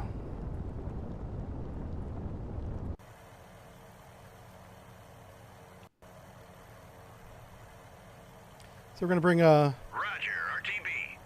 if there is a submarine in this event, it didn't matter. It was ineffective, which by American standards, that's a successful anti-submarine mission. It's not necessarily about destroying the submarine. It's about preventing the submarine from conducting operations where you don't want them to be conducting operations. Excuse me. Roger, RTB. So we successfully did that. Our last attack is out on the Udaloy. This counterfire is ineffective. Not worried about it. We are going to go above the layer, though. Make my depth 19. Just getting too shallow. Dive aye.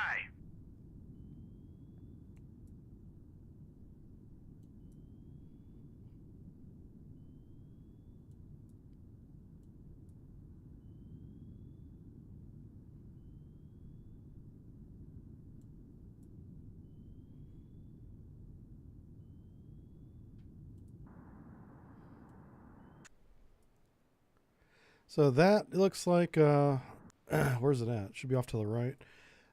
That's the Solve Remedy we just shot. I'm not confident that that is 330. Oh, that is him. Okay. So yeah, look how much of a stern chase we're in now. Torpedo in the water. Torpedo in the water. Bearing. Bearing what? You got to say the bearing. Yeah, I know there's torpedoes to the north. I just want to make sure there's no other torpedoes that I don't know about. Yeah.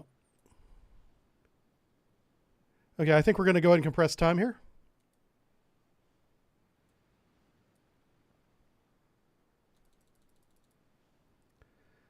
We're going to go to 10 times. And we're basically going to catch up to this this guy and sink him. Air, contact detected. We could also get into a gunfight with him. That's certainly possible. I don't want to turn my ships in the path of that Mark 48, because without the wire, the Mark 48 could hit one of our own ships. So we don't want that.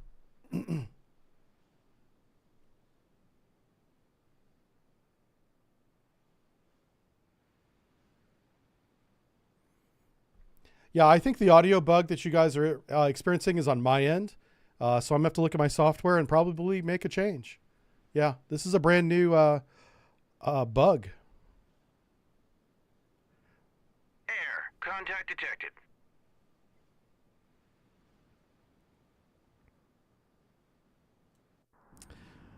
So that merchant is a lot closer than I thought he would be whenever I made this shot. So that's kind of a mistake on my part. Look how close he is.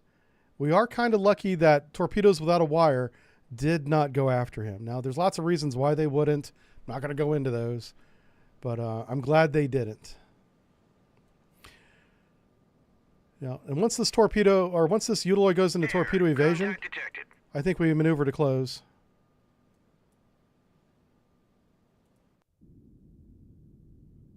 Yep. Ahead flank. Maneuvering eye.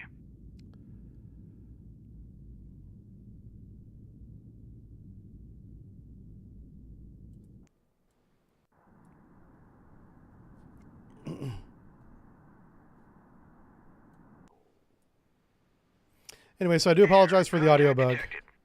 It's not your fault. It's nothing on your end. There's nothing you can do about it. Unfortunately, there's nothing I can do about it either. We just got to, we'll finish this scenario. You can go back and watch it on YouTube later. Not that you can hear a word that I'm saying right now. I know.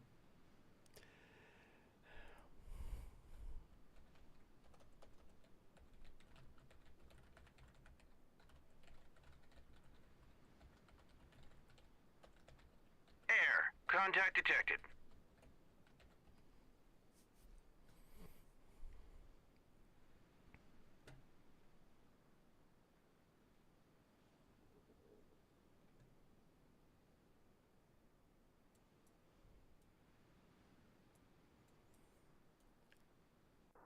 I'm just letting everybody know in chat that the bug is not their problem.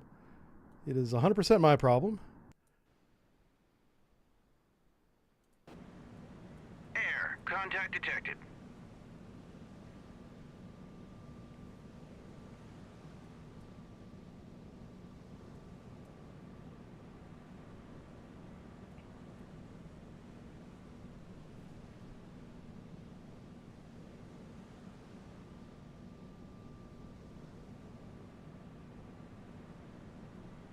We're just waiting on the weapons to close range and hit. They are 4 nautical miles away. Contact detected.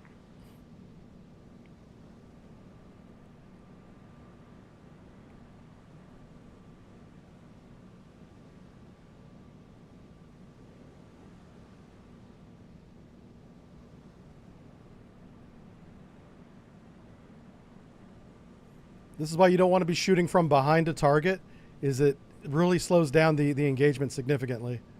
Now the torpedoes are trying to catch up to this 26 knot Utiloy. And there's a small chance that they outrun it. They did. They just ran out of fuel. Damn. Okay. They just ran out of fuel.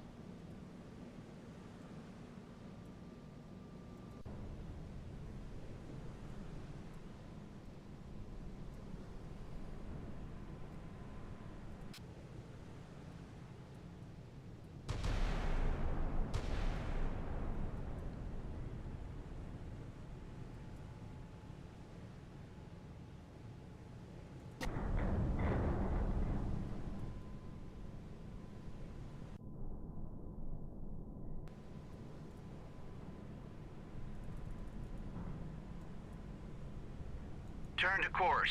0, 1, 2. Helm aye. Ahead flank. Maneuvering eye.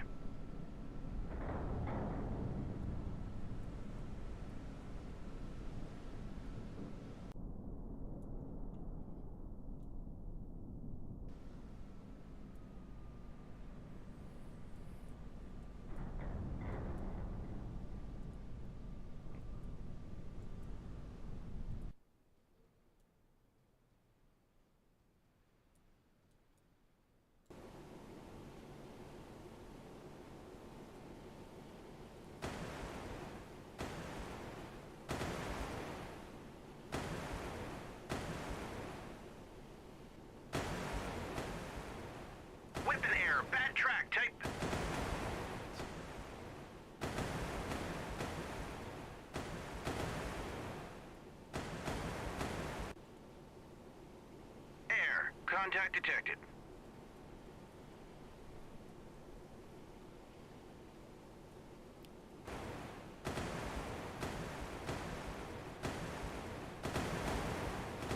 Engage track 7001. Salvo fire.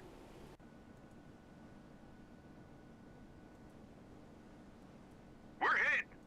Engaging track 7001. Salvo fire.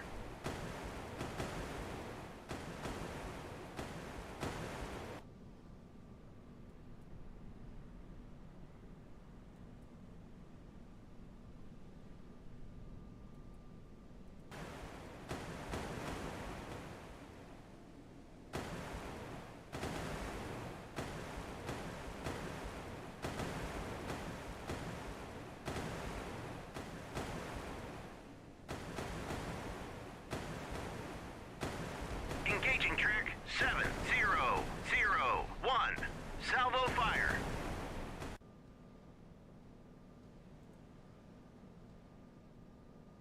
So I'm telling everybody to leave formation. Formation, formation. There it is. Leave formation. Turn to course 002. Help. Ahead flank. Maneuvering eye.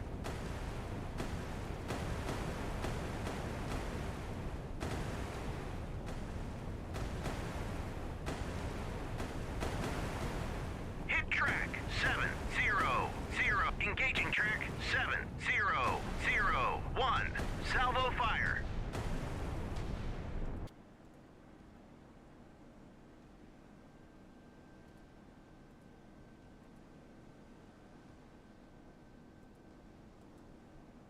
Engage track 7001.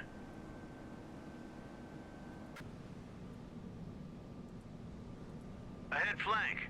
Maneuvering eye. Hit track 7001. We're hit. Trying to get with the weapons envelope here. This is that 1 mile advantage that they have. We're trying to run inside of it.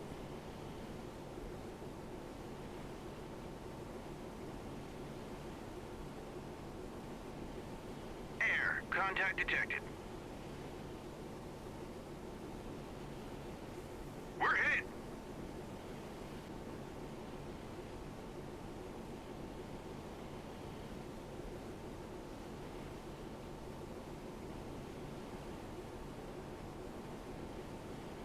Engage. Hit track 7001.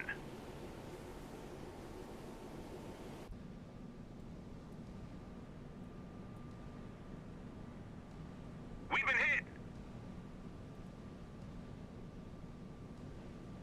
Bulldog away. Track 700. Engage track 7001. Salvo fire. Multiple hit track 7001.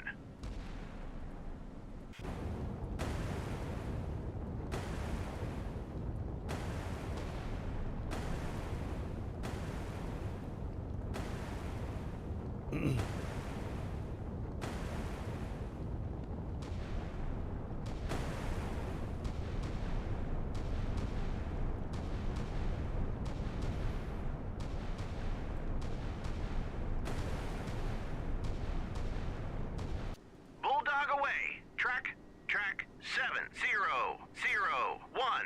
All right, so I'm having him leave formation so that he can get in the fight. Turn to course 033. Bulldog away. Track 7001. We've been hit.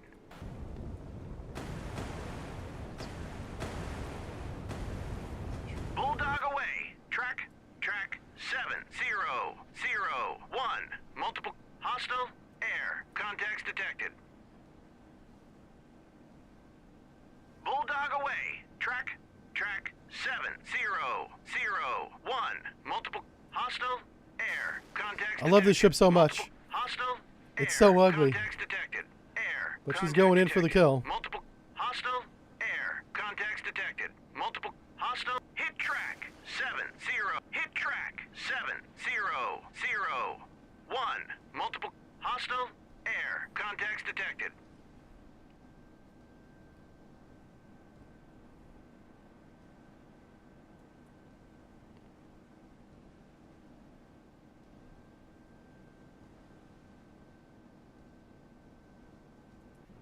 Bulldog away. Track 7001. Is it sunk? Hit track 7001.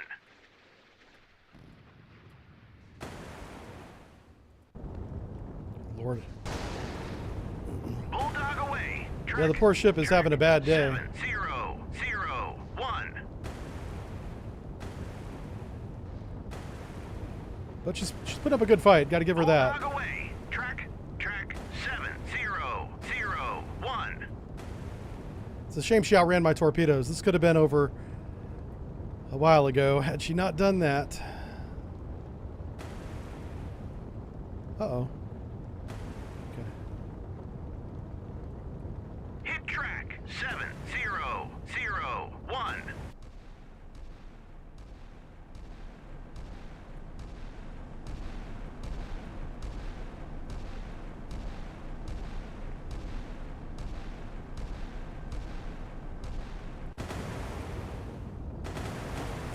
Yeah, I think she might be out of ammunition. Yeah, she still has torpedoes. We don't want to get within 8 miles of her. These right here. Yeah, these things will mess us up.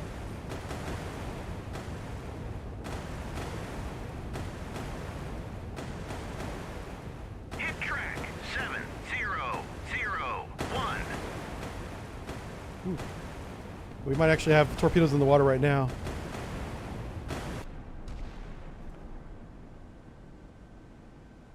Ceasefire track.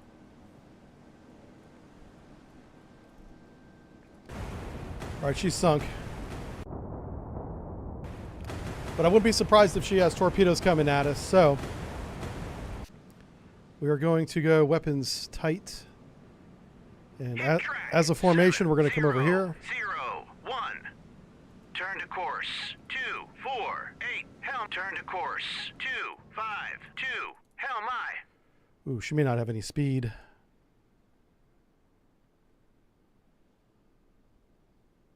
Ahead 2/3. Maneuvering aye. Turn to course 247. Helm aye. Turn to course 171. Okay. Helm aye. Air contact detected. We're going to change speed to head 1/3. Ahead 1/3. Maneuvering aye. And we're going to listen for torpedoes, because there might be torpedoes in the water right now. If we can survive any kind of counterattack, then there'll definitely be a victory. We're going to win either way, but I want to see if they, if we lose any ships to torpedoes. Change depth to ahead. Let's go shallow. Make my depth 9-6. The water depth in this scenario made it a real challenge too. Okay. Let's go and compress a little bit of time. Ooh, whoa, whoa, whoa, whoa, whoa, whoa, whoa, whoa, whoa. Who's this? No, no, no, no. Turn to course 244. Yeah, Helm aye. turn around.